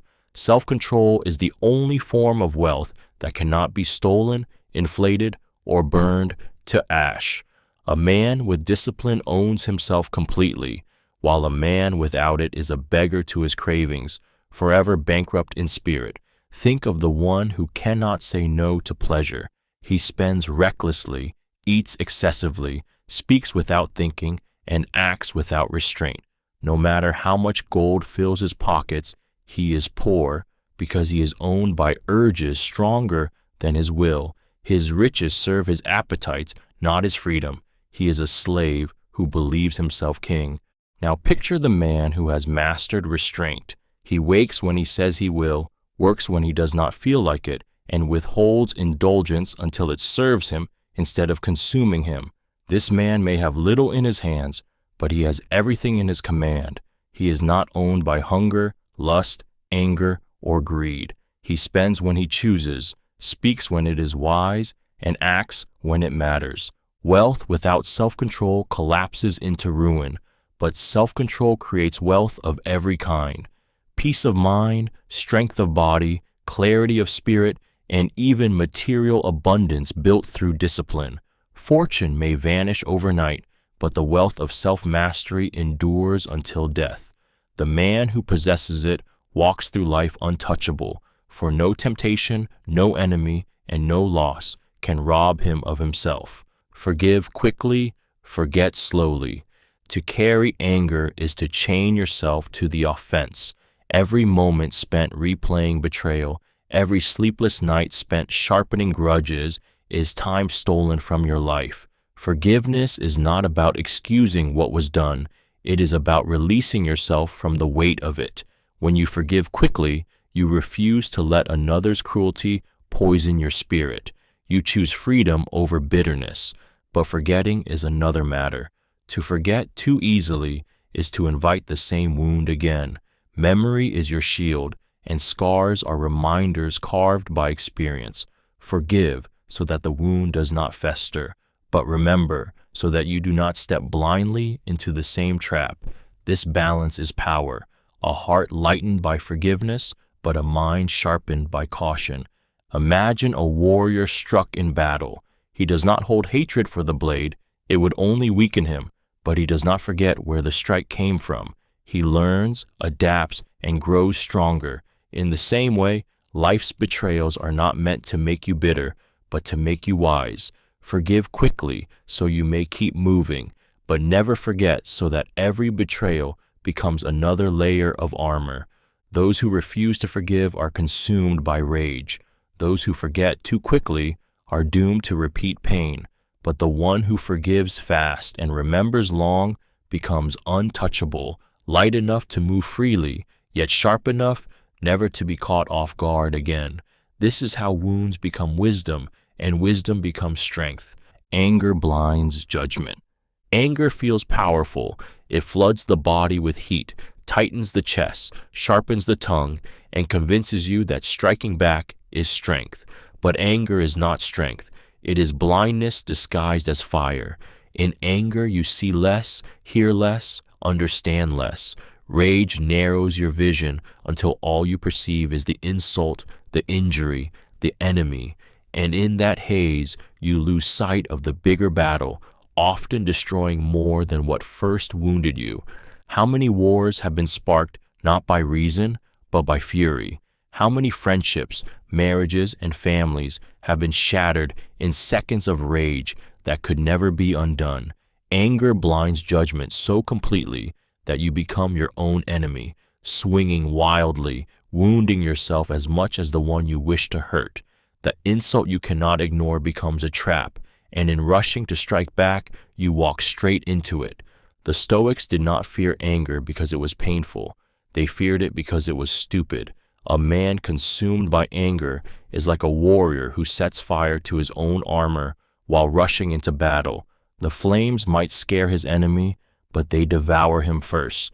True power is not in unleashing fury, but in mastering it.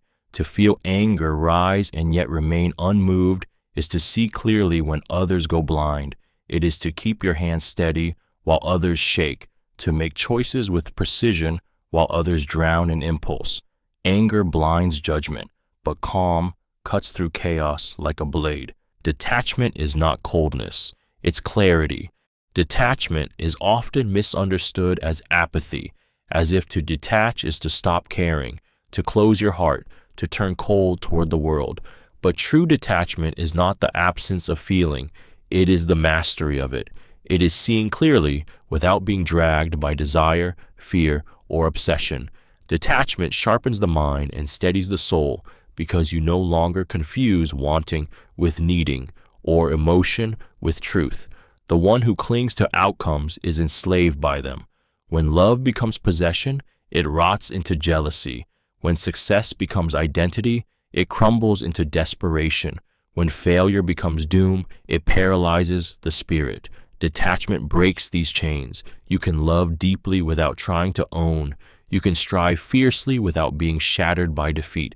You can grieve honestly without drowning in despair. Detachment allows you to walk through fire without being consumed by it. It is not coldness to step back and see life as it is. It is clarity. The detached man is not numb. He feels everything, but he does not allow feelings to rule him. He does not collapse when rejected, does not crumble when plans fail, does not cling when life demands letting go. He is steady in storms, not because he lacks emotion, but because his vision is not clouded by it. Detachment is not distance from life, it is freedom within it. The detached live fully, love deeply, and act boldly, because they are not slaves to outcomes. They are not cold, they are clear, and clarity is power. Work harder than you want. The mind is a liar. It whispers that you've done enough, that you deserve to stop, that comfort is earned when the truth is you've barely scratched the surface of your potential. Left unchecked, this voice of comfort becomes the voice of weakness, and weakness is what buries dreams.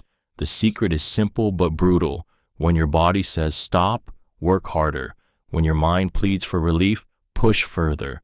Greatness is never found in what you want. It is found in what you refuse to quit.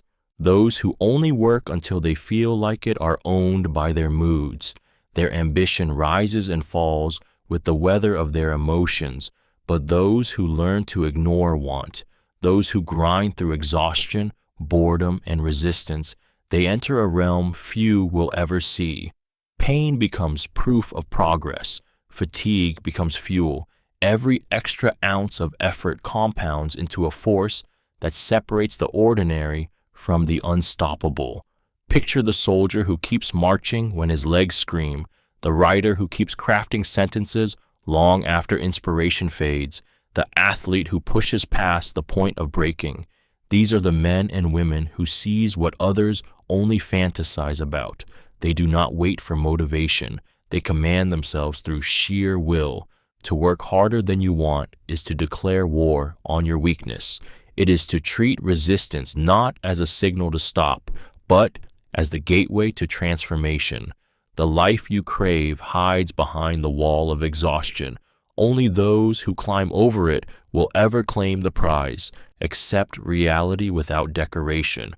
Most people cannot look at life directly. They need illusions to soften it. They tell themselves comforting lies, dress up ugly truths, and invent stories to make reality feel less cruel.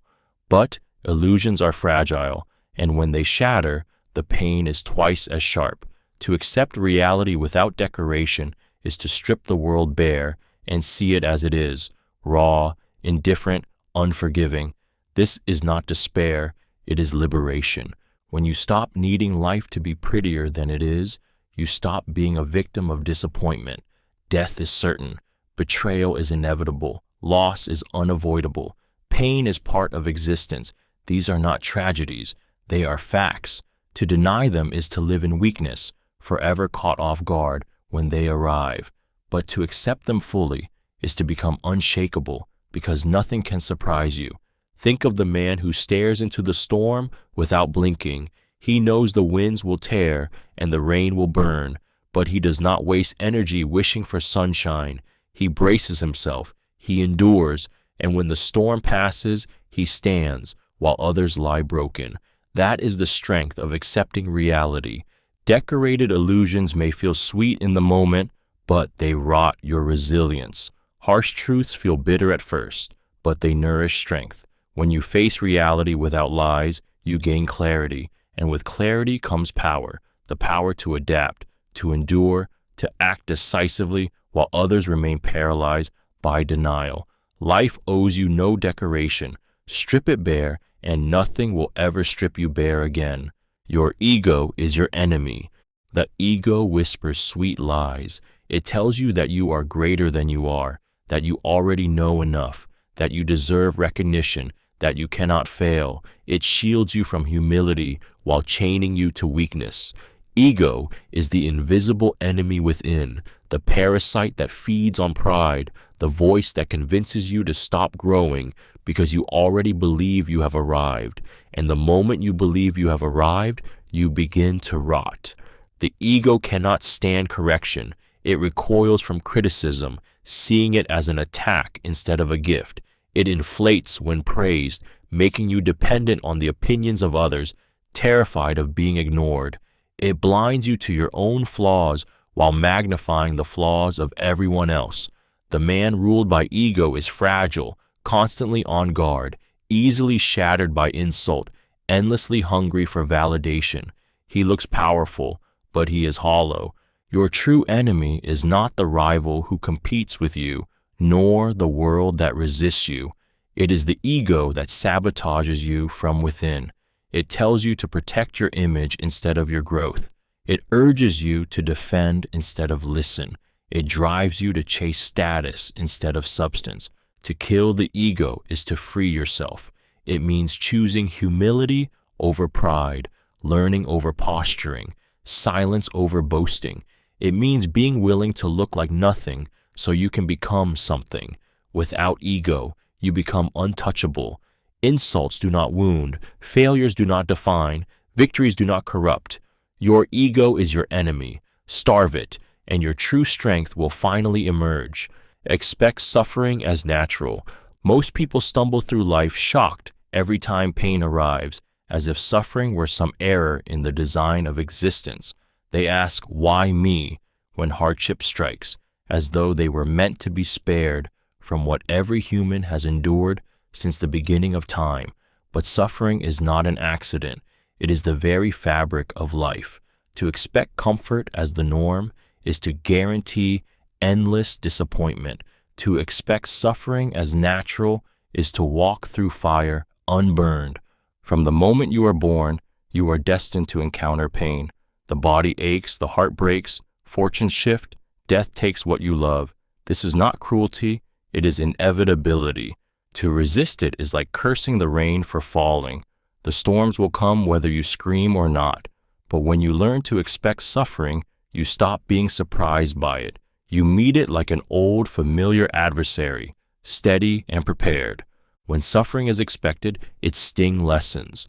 Betrayal no longer shatters you because you already understood humans are frail. Loss no longer destroys you because you knew nothing was truly yours. Failure no longer paralyzes you because you recognize progress is built upon it. Anticipation of suffering transforms it from catastrophe into training, from tragedy into a test.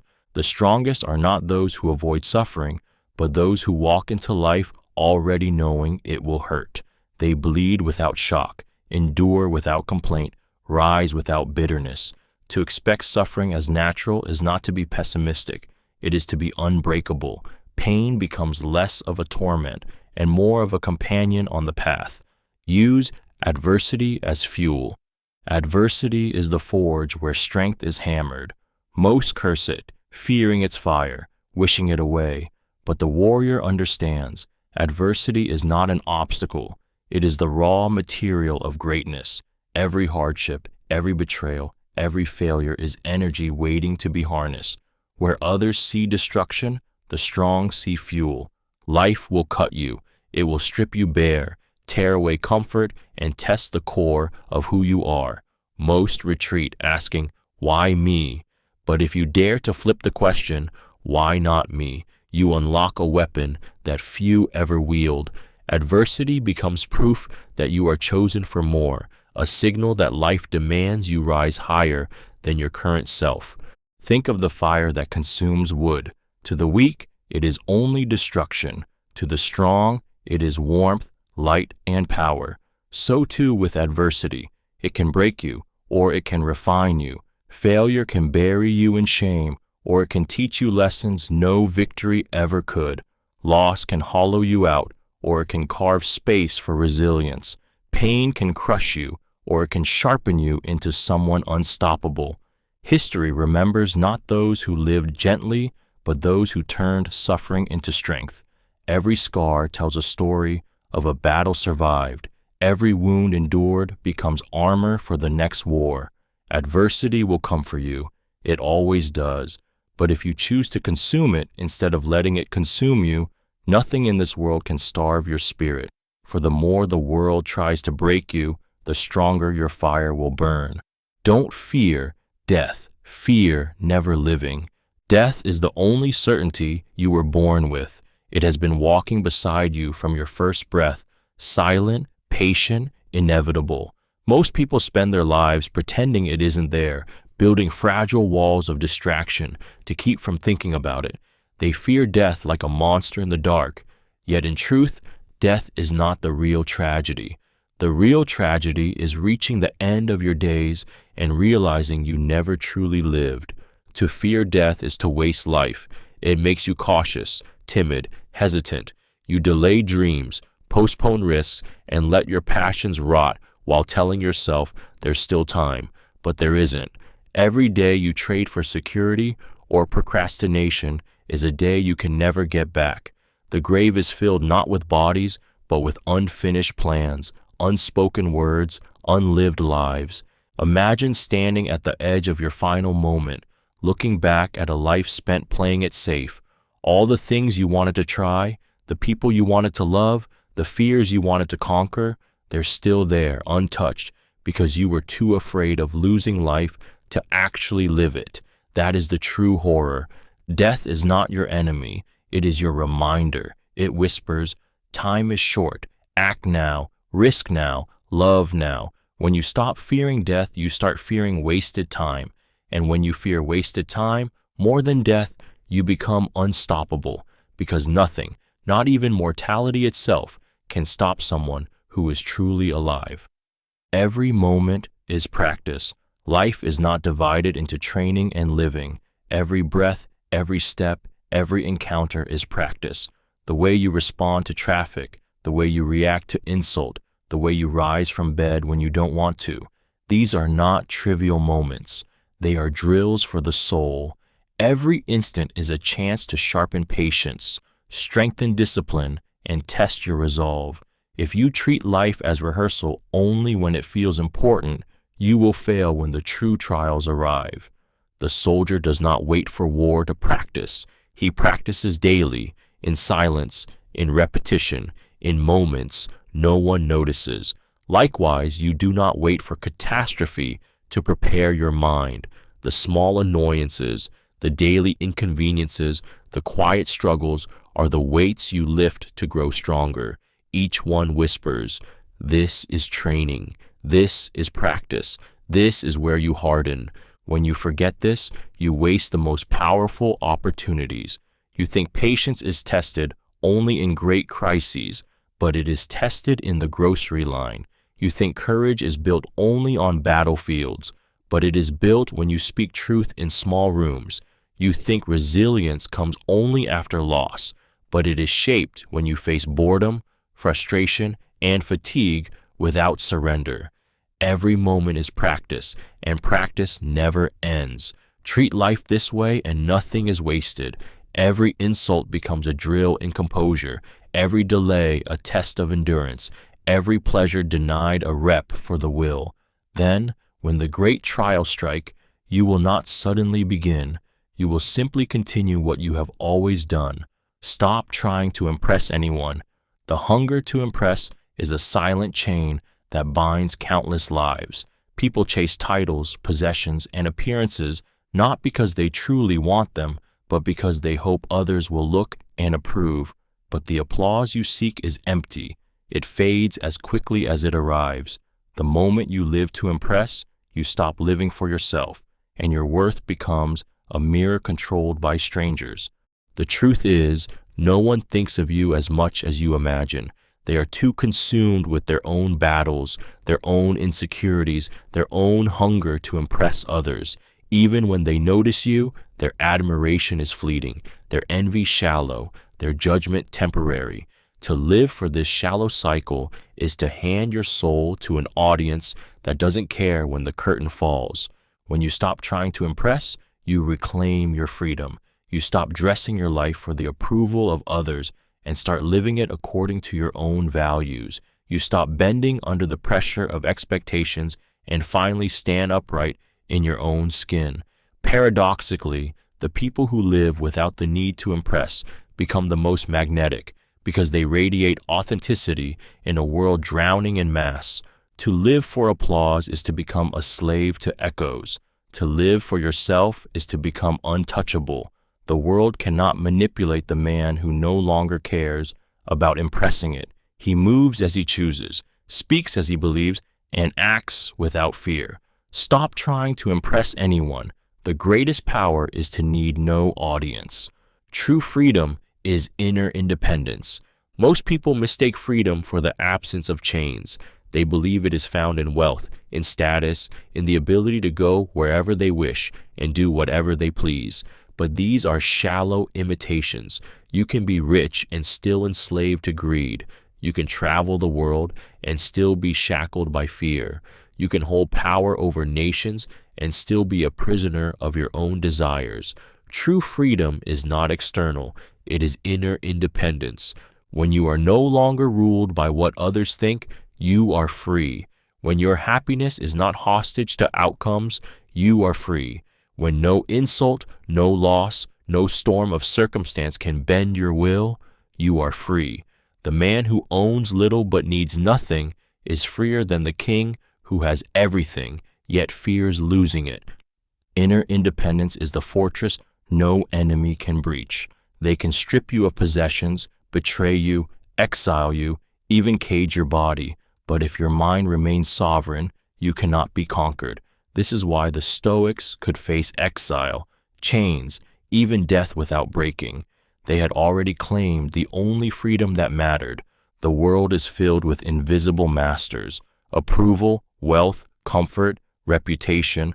Those who serve them will forever bend and crawl.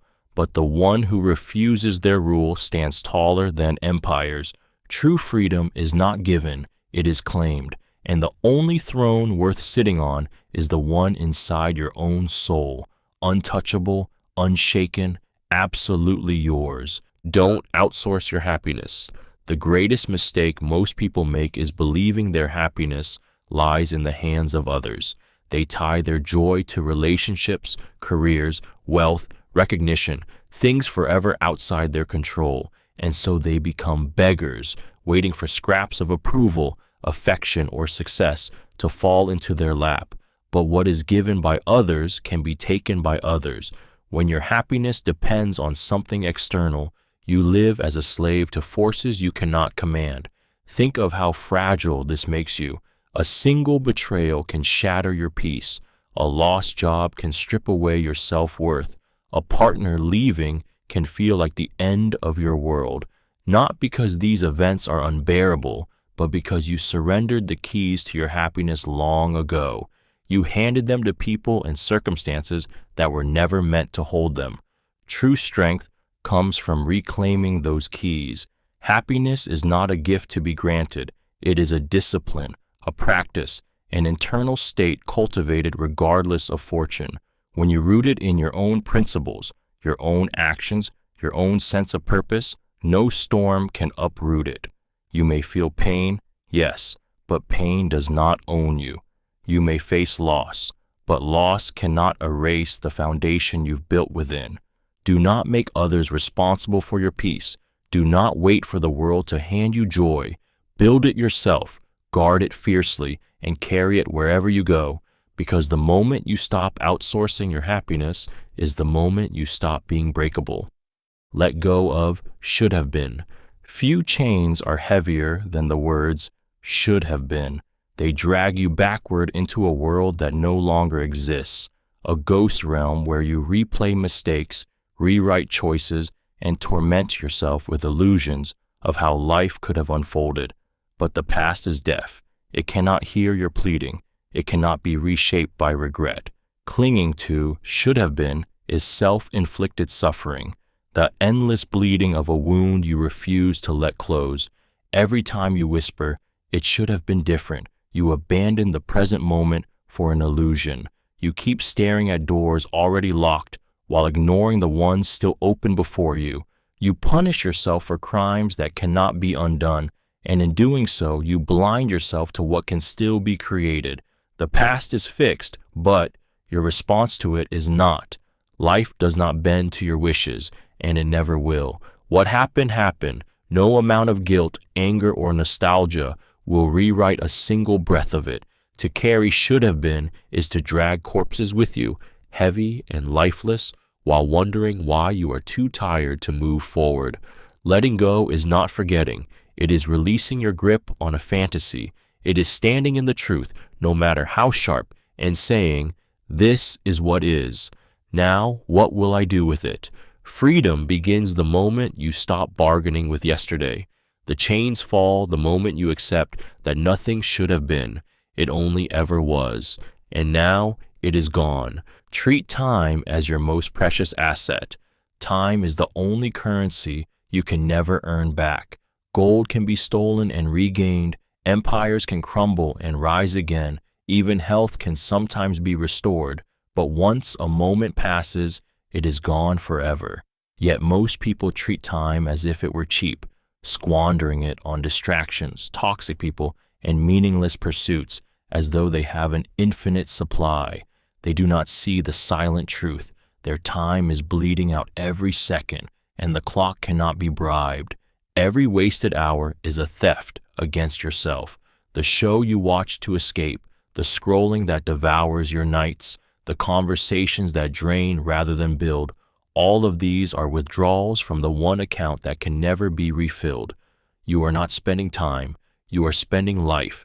And the tragedy is that most realize this only at the end, when their final minutes are worth more to them than all the treasures of the world. Those who treat time as sacred live differently. They guard it fiercely, refusing to give it away to trivialities. They choose discipline over distraction, creation over consumption, growth over stagnation. They measure each day not by comfort, but by what was built, learned, or experienced. To them, an hour is a jewel, a day is a fortune, and a year is a kingdom. Treat time as your most precious asset, because it is. Waste it, and you waste yourself. Value it, and you can carve greatness out of mortality. Every moment is a vanishing coin.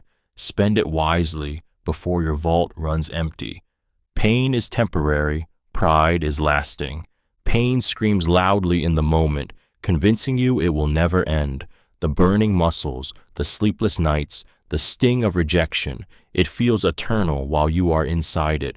But pain is a liar. It always fades. The body heals, the wound closes, the sting dulls. What remains long after the suffering is gone is the pride of having endured. That pride is permanent, carved into your character like stone. Think of the soldier who marches through blistered feet, the athlete who pushes through exhaustion, the builder who works through blood and calluses. Their pain passes in hours or days, but the pride of what they accomplished echoes for a lifetime.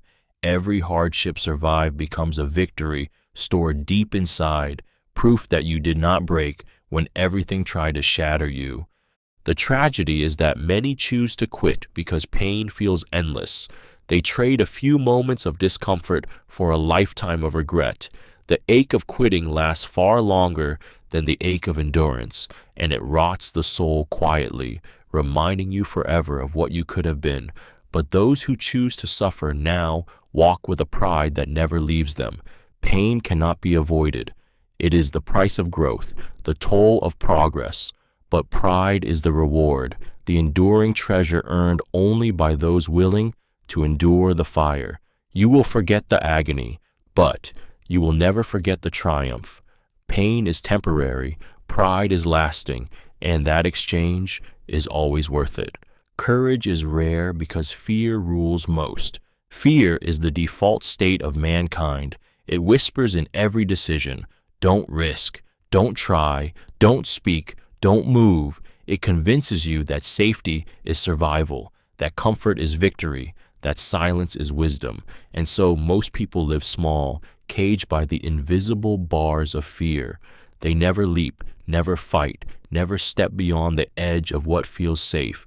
This is why courage is rare, because fear has already conquered the majority before the battle even begins. Courage is not the absence of fear. It is the refusal to kneel before it. The man who feels no fear is reckless, but the man who feels fear and acts anyway is unstoppable. That is why courage glows like fire in a dark world. It is the rare defiance against the tyranny of fear. Look around you. Fear keeps people silent when they should speak truth. It keeps them stagnant in jobs they hate, relationships that suffocate them, lives that drain them. They obey fear like a god, never realizing it is nothing but a phantom magnified by their own surrender. Those who break this pattern, who walk forward with trembling hands and a pounding heart, become legends in a world of cowards. Courage does not erase danger, it makes you greater than it. Fear will always be there, but it does not have to rule you. And when you choose courage, even once, you show the world and yourself that you are not like most. You are rare, you are free. Think less, act more. The mind is a master deceiver. It convinces you that endless thinking is progress, that circling the same doubts and fears somehow brings clarity. But the truth is brutal. Thinking without action is paralysis dressed as productivity. Every day you spend trapped in what-ifs and maybes is a day stolen from your life. Action, even imperfect action, teaches more than 1,000 hours of thought ever will. Fear thrives in thought. The more you think, the bigger the obstacle becomes. You replay the risks, you magnify the dangers, you create enemies that don't exist. Action, on the other hand, slices through fear like a blade. The moment you move, the illusion collapses. You see the truth for what it is, not as terrible as your mind made it. History does not remember the ones who thought endlessly about what they could do. It remembers the ones who acted, who risked, who stepped forward when others froze. The Stoics knew that thought without deed is emptiness. Virtue is action. Strength is action. Will is action. Without movement, your mind becomes a prison, looping endlessly on the life you never lived. Thinking has its place, but it is the spark, not the fire. Action is the blaze that consumes doubt. If you want progress, you cannot wait for perfect clarity. You must move. Step forward, stumble, fall, rise, and step again. Each act teaches, sharpens, builds. Think less, act more, and watch how the world opens only for those who dare to move while others remain trapped in their own thoughts. Wealth is wanting less. Most people believe wealth is measured by the size of their bank account, the cars they drive, or the houses they own. They chase more and more, thinking abundance will finally silence the gnawing hunger inside them. But the hunger never stops. It only grows.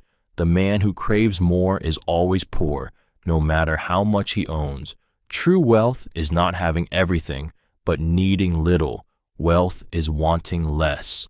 When you strip life down to its essentials, you see how little is required to live well. A roof for shelter, food for strength, love for the soul, purpose for the spirit. Everything beyond that is excess, and excess so often becomes a trap.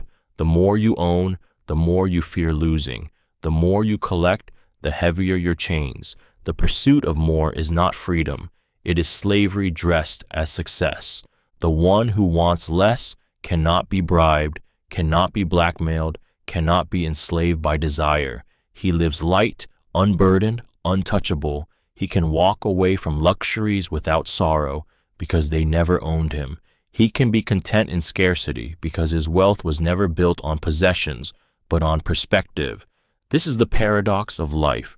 The richest man is not the one with the most, but the one who needs the least. When you master desire, you discover you already have enough. Wanting less transforms poverty into sufficiency, and sufficiency into abundance. True wealth is not stored in vaults or markets. It is stored in the mind that whispers, I have all I need. Control your tongue, control outcomes. Words are weapons sharper than steel, and once released, they cannot be recalled. A careless tongue has started wars, destroyed friendships, ruined reputations, and shattered lives. Most people speak as slaves to impulse, venting anger, spilling secrets, or chasing validation without realizing the cost. But the one who masters his tongue masters outcomes, because silence and restraint carry more power than reckless noise. An insult thrown in rage may feel satisfying in the moment, but it plants seeds of bitterness that grow into enemies. A secret revealed too quickly can ruin alliances that took years to build. Even truth, when spoken without wisdom, can cut deeper than lies. But when you hold your tongue, when you pause instead of reacting, you seize control of the battlefield. Your silence unsettles foes, strengthens allies, and keeps your advantage hidden. The world often mistakes silence for weakness, but silence is strategy.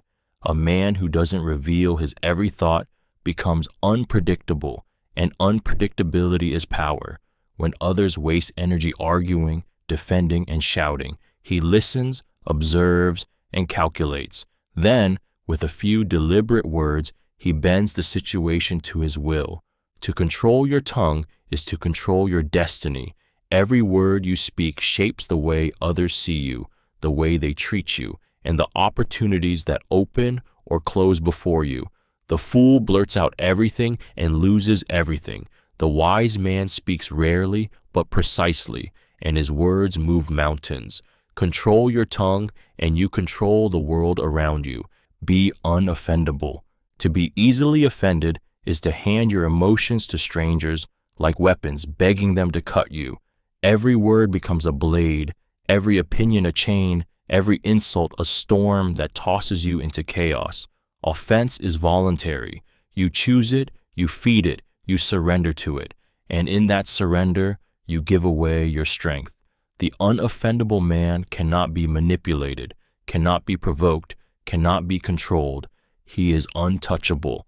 Most people wear their sensitivity like armor, but it is glass, fragile, brittle, shattered with a single strike.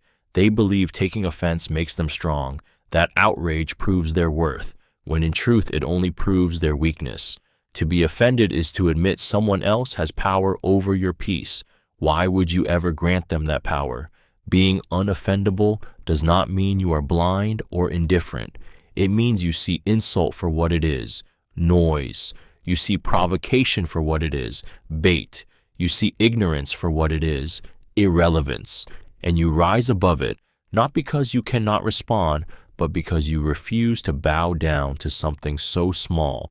Imagine living a life where no one could shake you, where slander bounces off like air, where ridicule dissolves into silence, where venom finds no target.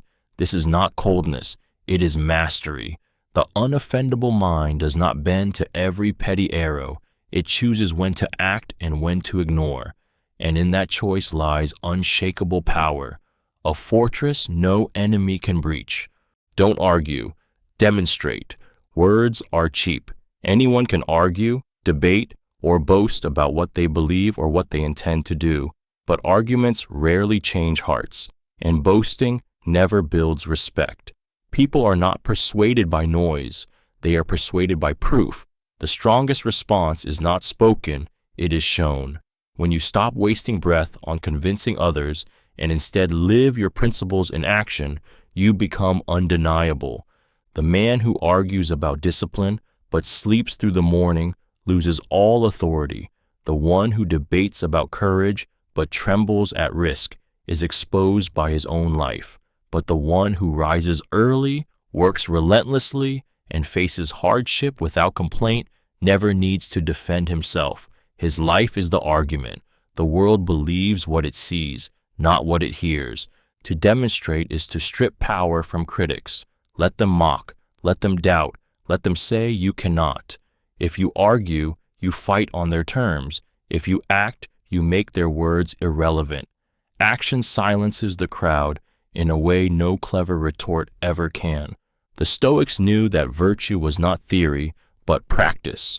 Courage is not a debate, it is a deed. Wisdom is not a speech, it is a life lived rightly. Strength is not declared, it is displayed.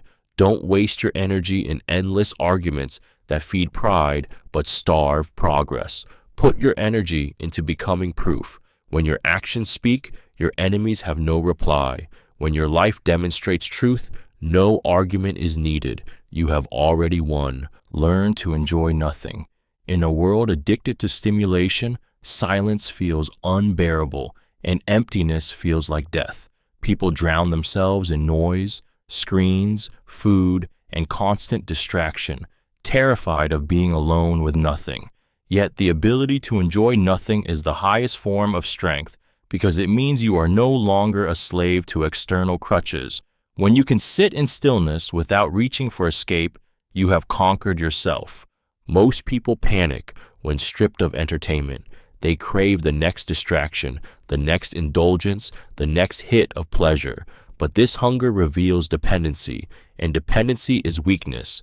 If you need constant noise to feel alive, you are already half dead, because your life belongs to whatever keeps you entertained. Learn to enjoy nothing, and you will never again fear boredom or silence. To enjoy nothing is to find peace in the simplest state of being. It is to breathe deeply and feel it is enough. To sit in a quiet room and not feel imprisoned, but liberated. To watch time pass without urgency, without need, without fear. This practice strips you of craving and reveals that you are whole without additions. Those who learn to enjoy nothing become untouchable by loss. Take away their possessions, their luxuries, their distractions, and they remain content. They cannot be broken by deprivation because they do not depend on abundance. The man who finds joy in nothing carries freedom within him. He walks light because wherever he is, he already has everything he needs. Live invisible, not flashy. The urge to be seen, admired, and envied is one of the most dangerous traps a person can fall into.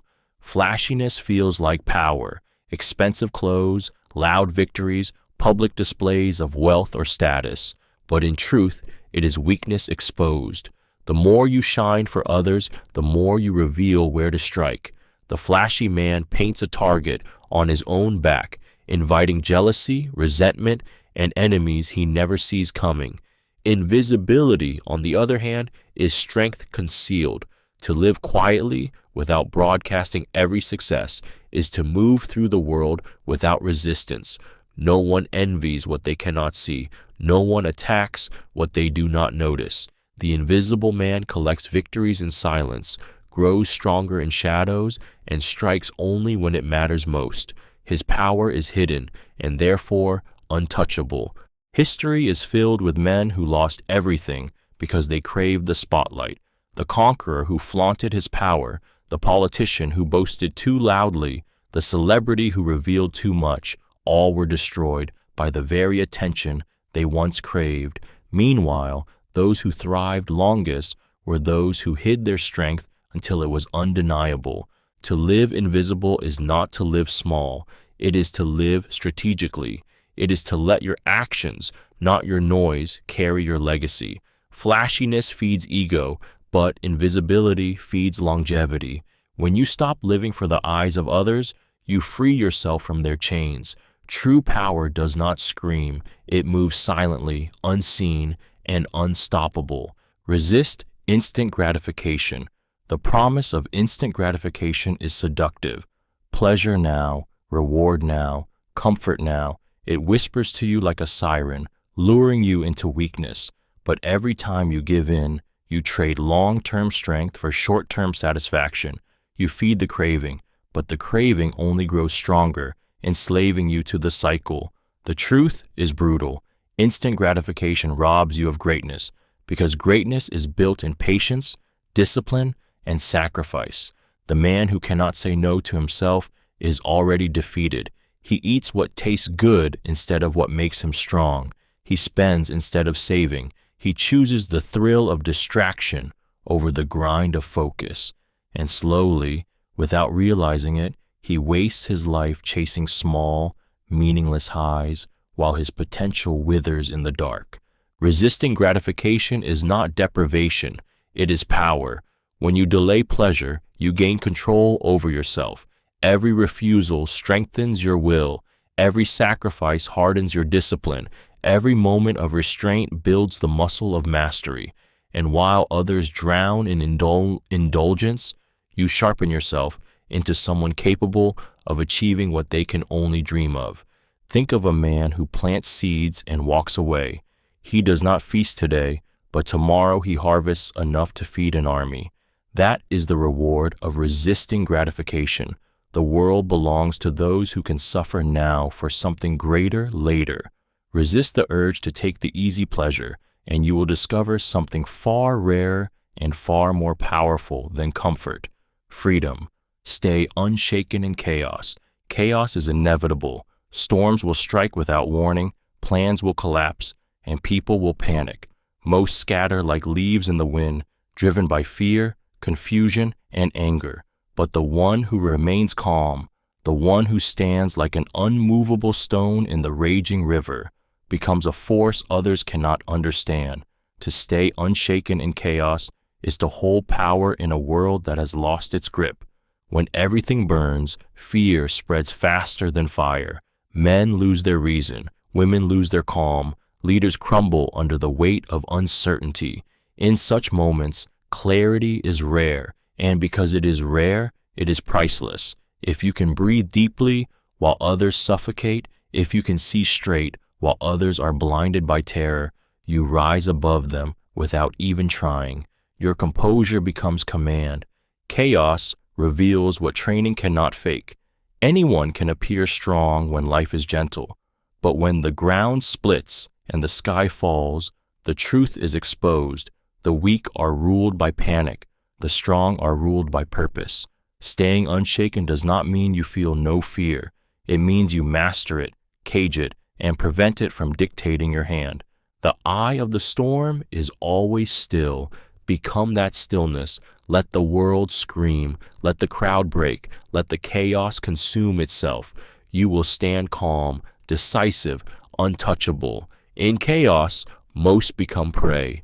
The few who stay unshaken become predators of fate itself, shaping outcomes while others are swallowed by fear. Fail with dignity. Failure is inevitable. No matter how skilled, disciplined, or relentless you are, life will eventually strike you down. Plans will collapse, efforts will fall short, and moments will arrive when you stand before the world with nothing to show but your scars. Most people meet failure with shame, excuses, or despair, as if stumbling makes them worthless. But the truth is this: failure is not the end, only the measure of how you rise. To fail with dignity is to turn defeat into power. The undignified crumble when they fall. They beg for sympathy, blame others, or retreat into self-pity. Their weakness magnifies the failure until it consumes them. But the one who fails with dignity accepts the blow with steady eyes. He does not hide, does not grovel, does not curse fate. He stands in his defeat and owns it fully, refusing to let shame break him. That composure in the face of loss is rarer than victory. It is strength in its purest form. Failure with dignity inspires more than effortless success ever could. It shows the world that you cannot be humiliated by outcome, that your spirit is not tied to winning, that your worth is untouchable. A man who can fail with dignity is dangerous because he is unafraid of risk. He will try again and again, unbroken, while others cower at the thought of embarrassment. Victory may crown you for a season, but dignity in failure crowns you forever. To fail with dignity is to declare that even in loss, you remain unconquered. The world can strip you of triumph, but it cannot strip you of your pride. Never be ruled by desire. Desire promises joy, but delivers chains. It whispers that if you could just have this one thing, a fortune, a lover, recognition, power, you would finally feel complete. Yet the moment you grasp it, another desire rises, hungrier, louder, more demanding. To be ruled by desire is to be dragged through life like a slave to a master who is never satisfied. You run endlessly, yet the finish line always moves further away. A man consumed by desire will betray his values, waste his strength, and sell his freedom for scraps of pleasure. He will lie for money, beg for approval, destroy himself for lust. He will think he is chasing life, but in truth, life is chasing him, wearing him down with cravings that never rest. He is not free, he is owned. But the man who refuses to kneel before desire is unbreakable. He may feel it rise within him, but he does not bow to it. He chooses when to act, not because of craving, but because of purpose. When he eats, it is to fuel. When he works, it is to build. When he loves, it is from strength, not desperation. He uses desire as a tool, never as a master. The world is filled with men enslaved by appetite, forever restless, forever chasing. Few are strong enough to rule themselves, but the one who masters desire becomes untouchable. Nothing can be used against him. Nothing can lure him into chains. He walks with true freedom because he owns the one thing desire seeks to control, his will. Respect fate. Fight only what you must. Life is not yours to command in full. Fate is vast, indifferent, and relentless, and those who try to wrestle it into submission break themselves against it. The storms will come whether you rage or not. Death will take what it wants, no matter how tightly you cling.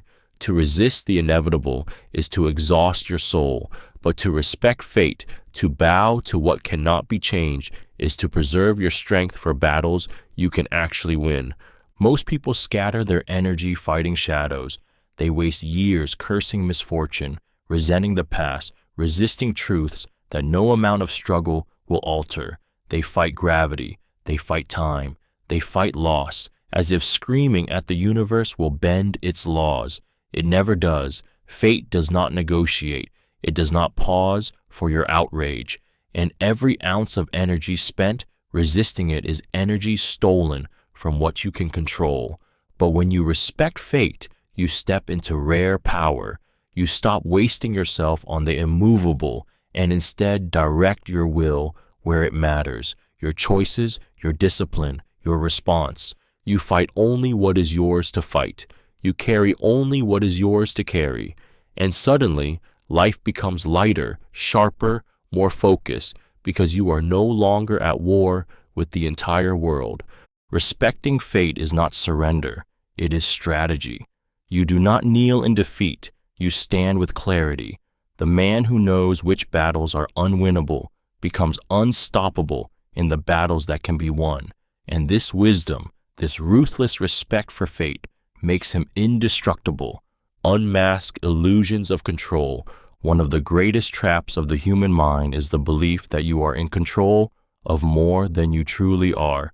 You plan, you calculate, you build schedules and strategies, all the while thinking you have bent the world to your will. But this is smoke in the wind. You cannot command time. You cannot command other people. You cannot command fortune or death. The more you cling to the illusion of control, the more devastated you are when reality rips it from your hands. A storm does not ask your permission before it destroys your home. A betrayal does not consult you before it severs a bond. Illness does not wait for your readiness before it strikes. And yet, people live as if they can guarantee outcomes, as if life will obey their will. This illusion is comforting, but comfort always softens and blinds. To unmask this illusion is painful, but liberating. When you finally admit that you control almost nothing, you stop wasting strength on the uncontrollable. You stop screaming at fate, stop cursing the inevitable, stop building your peace on foundations that crumble overnight. You turn inward, where control truly exists, in your thoughts, your actions, your response. The world will continue to shift beyond your grasp, and if you cling to it, you will be dragged with it. But if you unmask the lie of control, you stand free. You stop pretending you are master of the storm and instead become master of yourself. That is the only control that is real, and it is the only control that cannot be stolen. Value character over comfort. Comfort is easy, seductive, and endlessly tempting. It whispers to you every day, take the shortcut, avoid the struggle, protect yourself from pain. But every time you choose comfort over principle, you trade a piece of your soul for temporary ease. Character, on the other hand, is forged in the fire of difficulty. It demands sacrifice. It demands endurance. It demands that you stand tall even when it costs you. Comfort fades quickly, but character endures forever.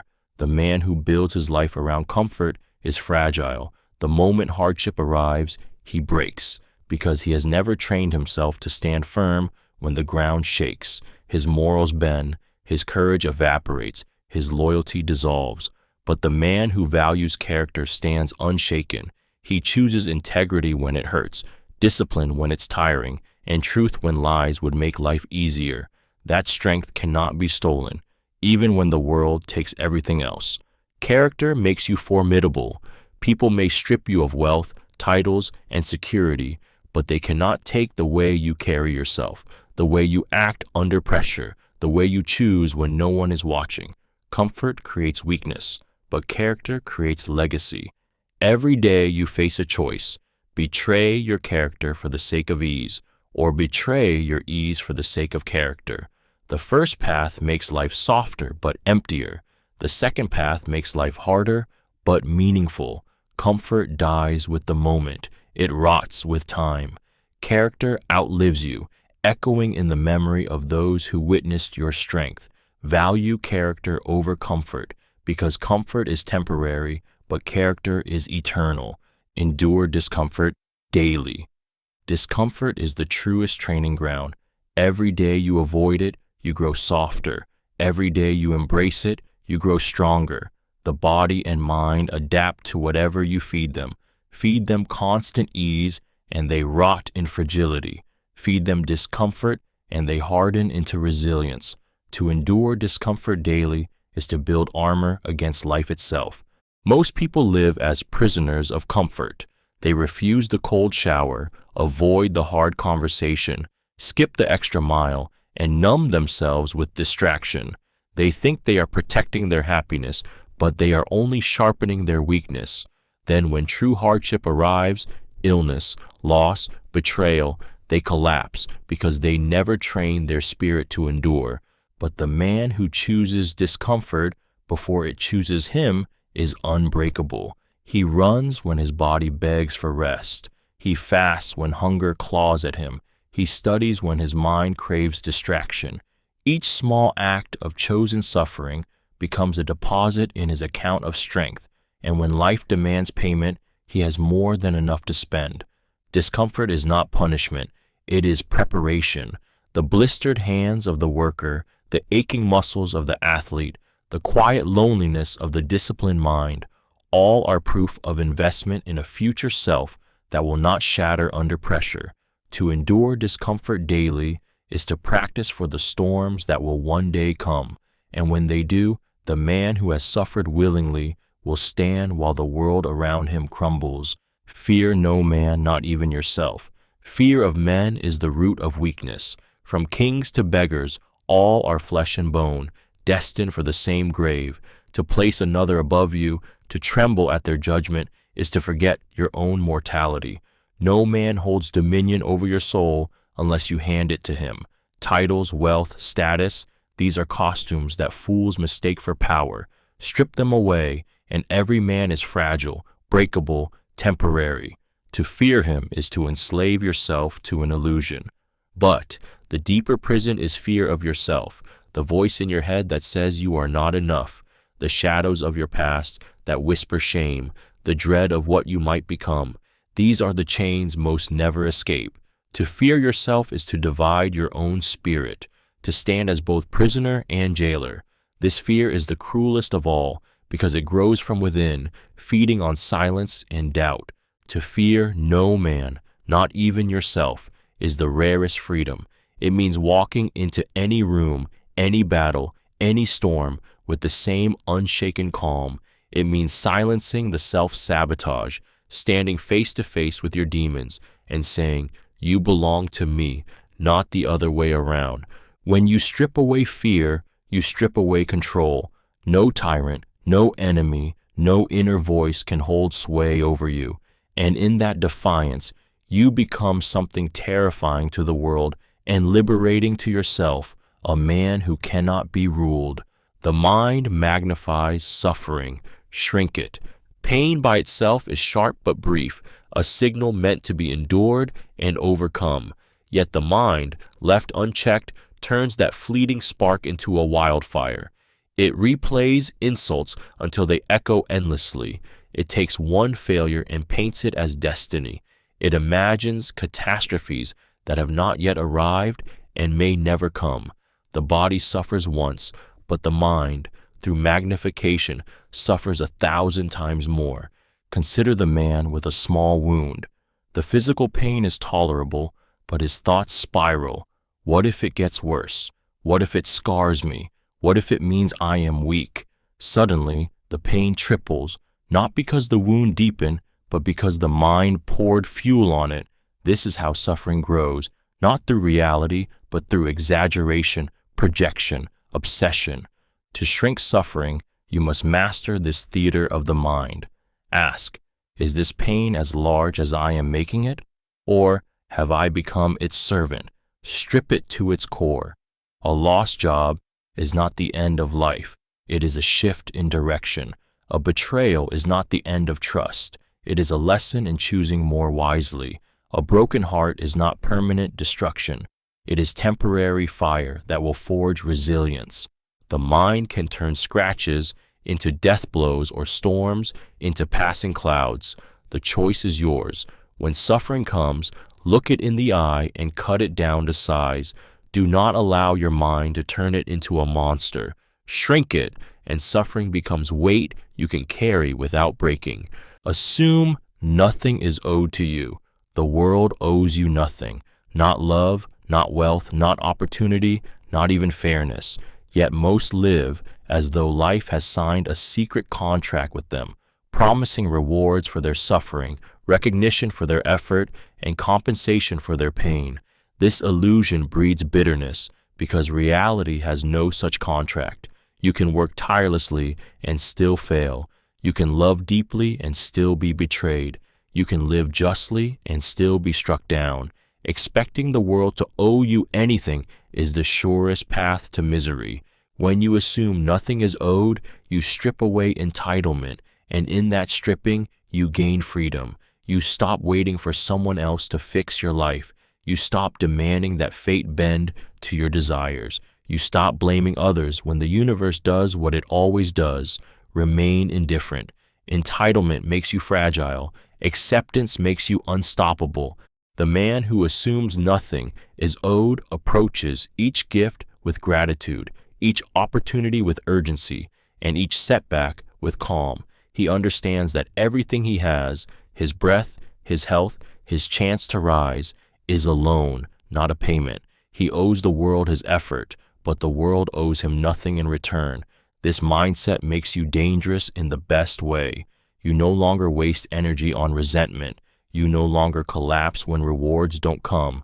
You move forward because movement itself is all you control. The universe has promised you nothing, and that is precisely why everything you achieve, everything you love, everything you create carries infinite value. Detach from outcomes. The world teaches you to measure your worth by results, by the victory won, the money earned, the recognition gained. But outcomes are never fully yours to command. Chance interferes, timing shifts, people betray, circumstances collapse. If your happiness depends on the outcome, you have handed your peace to forces beyond your control. Detachment is not apathy, it is freedom. When you detach from outcomes, you shift your focus from what you cannot govern to what you can, your effort, your discipline, your integrity. You stop obsessing over whether the world crowns you with success or buries you in failure, because you know both are illusions. The athlete who runs with his whole being is victorious, whether he wins the medal or not. The thinker who speaks truth is victorious, whether the crowd applauds or mocks. The outcome may slip from your hands, but the act of mastery is already yours. Attachment to outcomes creates desperation. It makes you fearful when you might lose and arrogant when you might win. It steals the joy from the process because you are never truly here. You are always trapped in an imagined future. But detachment brings power. It allows you to act with full force, unshaken by what follows. To detach from outcomes is to walk into battle with calm resolve, knowing you may win, knowing you may lose, but refusing to let either define you. The outcome is never yours. The effort always is. And the man who understands this cannot be broken by fortune's turning wheel. Vanity is weakness disguised as confidence. Vanity parades itself as strength, but beneath the polished surface lies fragility. The vain man appears confident, his clothes immaculate, his words rehearsed, his image carefully crafted, but all of it is a mask, a shield against the terror of being seen as ordinary. Vanity is not confidence. It is desperation dressed in pride. It feeds on applause, mirrors, and validation, and without them, the vain collapse into emptiness. True confidence is quiet.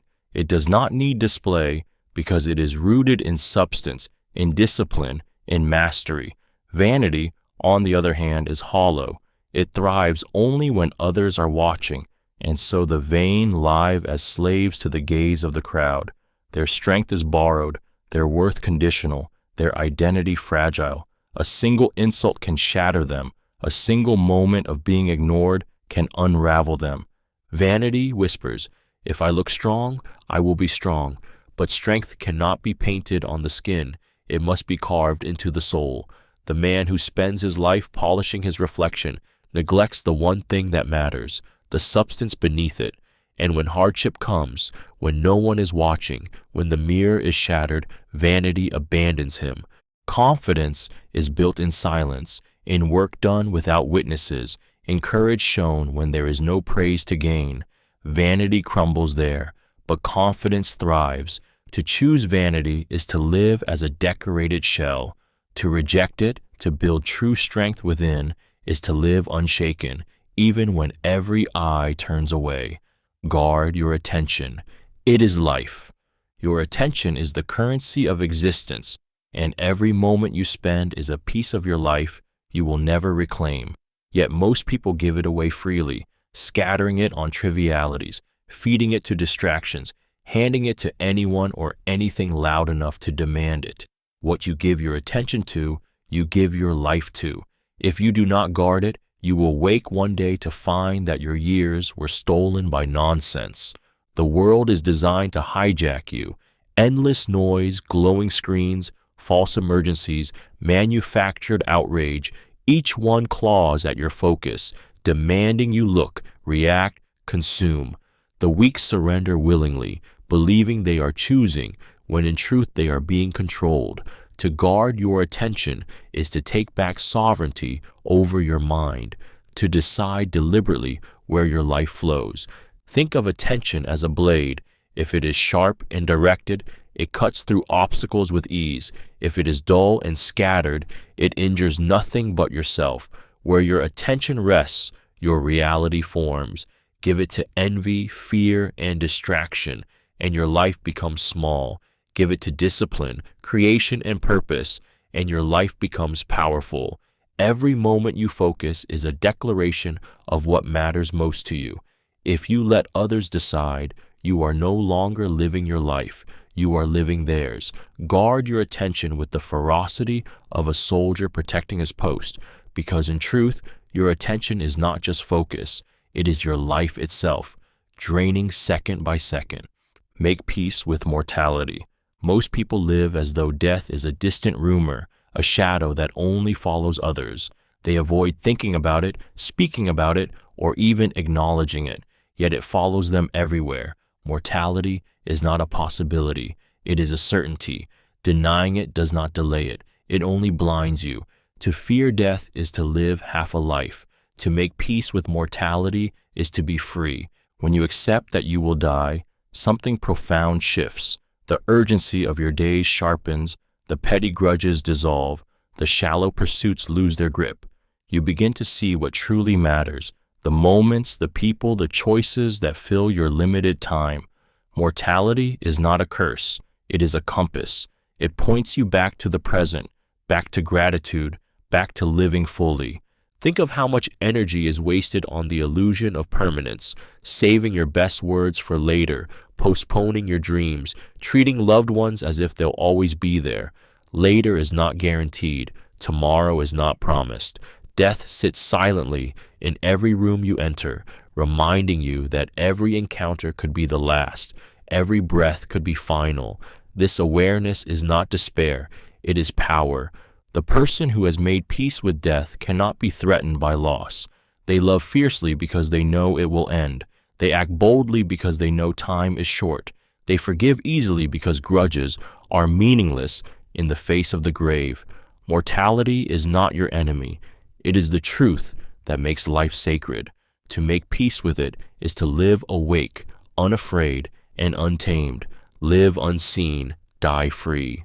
The hunger to be seen is a trap disguised as ambition. People spend their lives chasing visibility, status, recognition, applause, believing that to be noticed is to matter. But the more visible you are, the more chains you wear. Expectations tighten around you. Scrutiny follows you. Enemies grow. The crowd that once cheered begins to watch for your fall.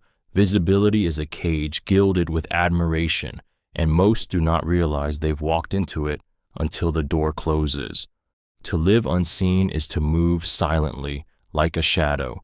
You build without broadcasting, win without boasting, and grow without seeking applause. You answer to no crowd, no audience, no master. No one knows your full strength, your full plans, or your full wealth, and that makes you untouchable. You are free to pivot, free to retreat, free to strike when necessary.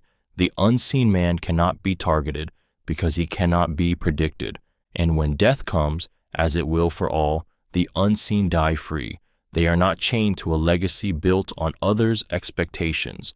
They do not fear being forgotten because they never lived for remembrance.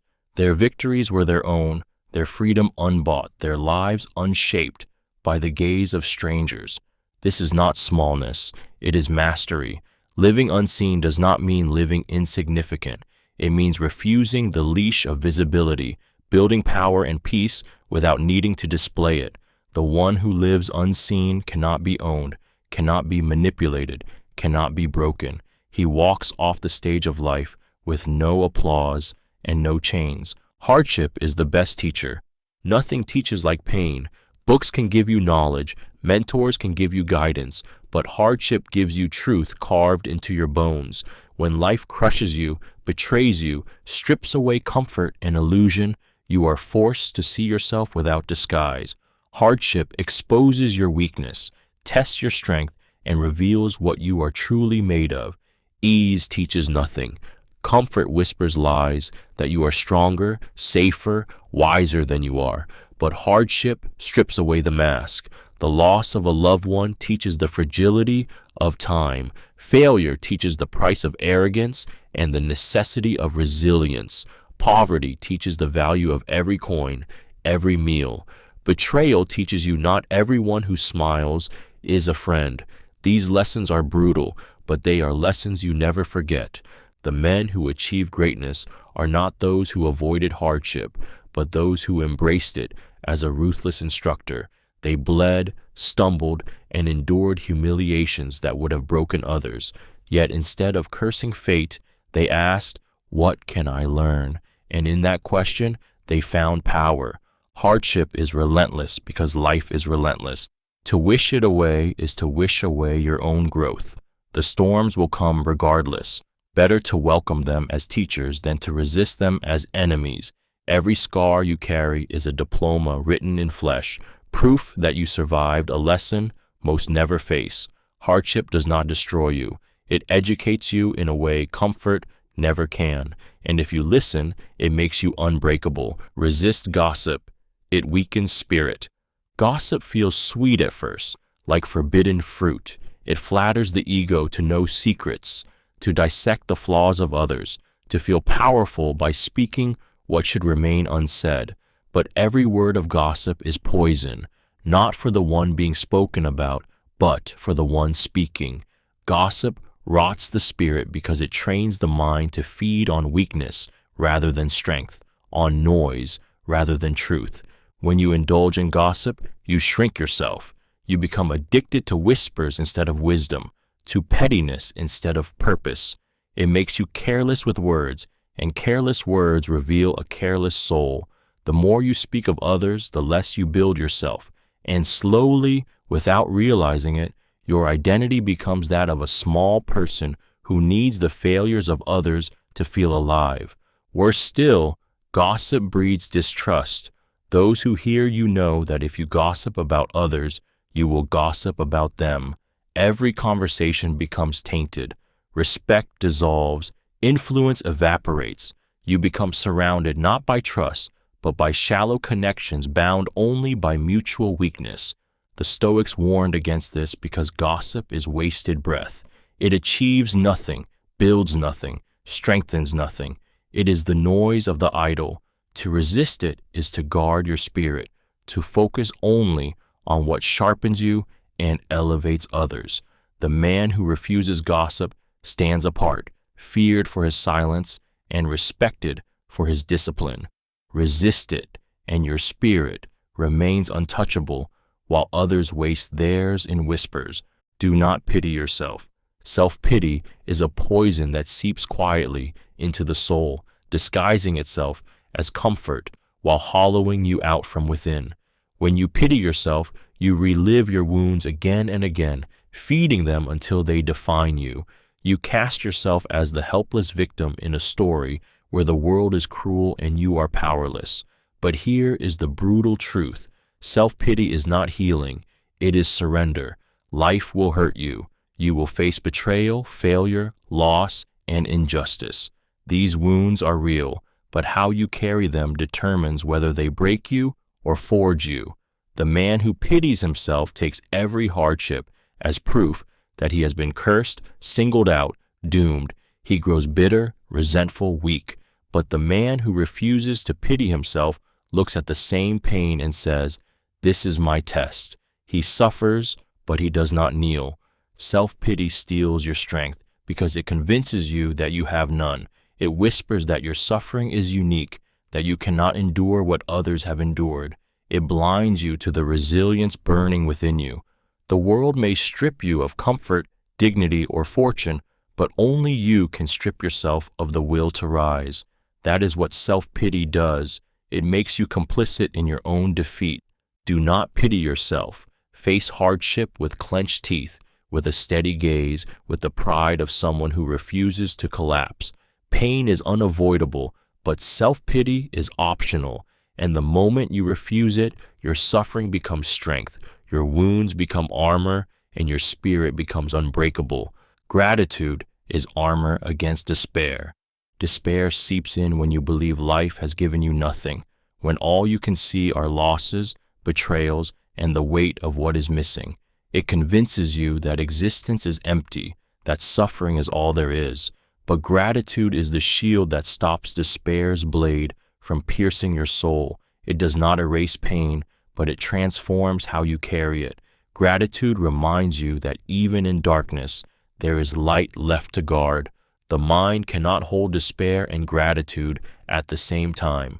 Where despair screams, "You have nothing," gratitude whispers, "Look closer." The breath in your lungs, the strength in your body, the lessons carved by pain, the fleeting moments of laughter and love, all are treasures often ignored until life rips them away. Gratitude forces you to count them, and in counting them, you realize you are far from empty. A man who trains gratitude becomes untouchable. He loses wealth, but still treasures the skills no one can steal. He suffers heartbreak, but still honors the love he was once fortunate enough to feel. Even on his deathbed, he can give thanks for the sheer miracle of having lived at all. Despair cannot crush a soul that finds something to honor in every moment, no matter how small. Gratitude is not weakness, it is armor. It is the refusal to hand despair the final victory. When you bend under life's weight, gratitude lifts your eyes to what remains, and what remains is always enough to keep going if you choose to see it. Self-pity is poison. Self-pity disguises itself as comfort, a soft blanket you pull around yourself when life cuts deep. But it is not comfort, it is poison. Every time you say, "Why me?" Every time you replay your pain for sympathy, every time you nurse your wounds instead of standing back up, you drink from a cup that weakens your spirit. Self-pity convinces you that your suffering is unique, that the universe has conspired against you, when in truth, suffering is the most universal human experience. The danger of self-pity is that it feels good in the moment. It absolves you of responsibility. It tells you that you don't have to fight, don't have to change, don't have to endure. But what begins as relief quickly hardens into a prison. The more you indulge in pity, the more powerless you become, until every challenge feels like proof that you are cursed and helpless. Strength is not built in excuses. It is built in action. The man who refuses self-pity may bleed, may fail, may lose everything, but he never surrenders his will. He does not sit in the ashes crying for mercy. He rises again and again until even life itself grows tired of trying to break him. Self-pity rots resilience. It makes warriors into victims, kings into beggars, men into shells. Cast it out like venom. Stand tall in your suffering, face it without complaint, and you will discover a truth most never learn. Pain cannot kill you, but self-pity can. The obstacle is the lesson. Most people curse the obstacles in their path, seeing them as cruel interruptions, as walls meant to block their progress. But what they fail to understand is that the obstacle is not in the way, it is the way. Every difficulty, every failure, every painful resistance is the very training ground your spirit requires. To despise the obstacle is to despise the lesson that will shape you into who you are meant to become. Consider the athlete who prays for easier training. His strength would never grow. Consider the thinker who begs for no criticism. His ideas would remain shallow. Consider the warrior who hopes for no battle. His courage would rot in idleness. The obstacle is not punishment. It is the curriculum of life, designed to teach endurance, patience, strategy, humility, and resilience. When you run from obstacles, you run from growth. When you embrace them, you transform. The setback forces you to adapt. The failure forces you to refine. The rejection forces you to sharpen. What you call problems are in truth assignments, and the only question is whether you will take them up or surrender to complaint. The world will never run out of obstacles. It will never stop testing you. But if you train yourself to see each barrier as a teacher, nothing can truly stop you. The obstacle becomes the forge, the fire, the stone against which your blade is sharpened. Those who avoid obstacles remain weak. Those who embrace them become unbreakable. The obstacle is the lesson, and it is the only one that matters. Surrender what you cannot change. There is a silent war most people fight every day, a war against reality. They rage against the past, curse their misfortunes, obsess over what could have been different. But no amount of fury bends the unmovable. No amount of regret rewrites what is already written. To cling to what cannot be changed is to chain yourself to misery. Freedom begins the moment you surrender. Surrender is not weakness. It is not apathy. It is wisdom. It is the clarity to see what lies within your control and what forever lies beyond it. The storm will come no matter how hard you pray for sun. Death will take who it takes, no matter how desperately you beg it to stop. Time will march forward regardless of your tears. When you resist, you break. When you surrender, you bend. And in bending, you survive. Imagine a man who loses everything he loves and spends his life replaying the loss, trying to wrestle fate into giving it back. His torment never ends because he fights an enemy that cannot be defeated. Now, imagine a man who faces the same loss but whispers, "This is beyond me." He still feels grief, but grief does not consume him because he does not fight reality. He accepts it. That acceptance makes him unshakable. Surrender what you cannot change, and suddenly the weight lifts. Your energy flows back into what is still yours to command, your choices, your actions, your character. The universe is not yours to control, but your response always is. To surrender is to stop bleeding into the void and to start living where your hands still have power. Value principles over popularity. Popularity is fragile. It shifts with moods, fashions, and the fickle tides of opinion. One day you are praised, the next you are despised, and often for reasons that have nothing to do with truth. To chase popularity is to build your life on sand, forever bending yourself to please others, forever afraid of losing their applause. But principles, your values, your code, your unshakable truth are stone. When you value principles over popularity, you stand on ground that cannot be moved. The crowd loves those who mirror its weakness, not those who confront it. Speak the truth, and you may be hated. Do what is right, and you may stand alone. But history honors those who chose principle over approval. The whistleblower who risked exile to expose corruption, the philosopher who died for truth, the reformer who faced ridicule to ignite change. Their names endure because they refuse to trade integrity for fleeting applause.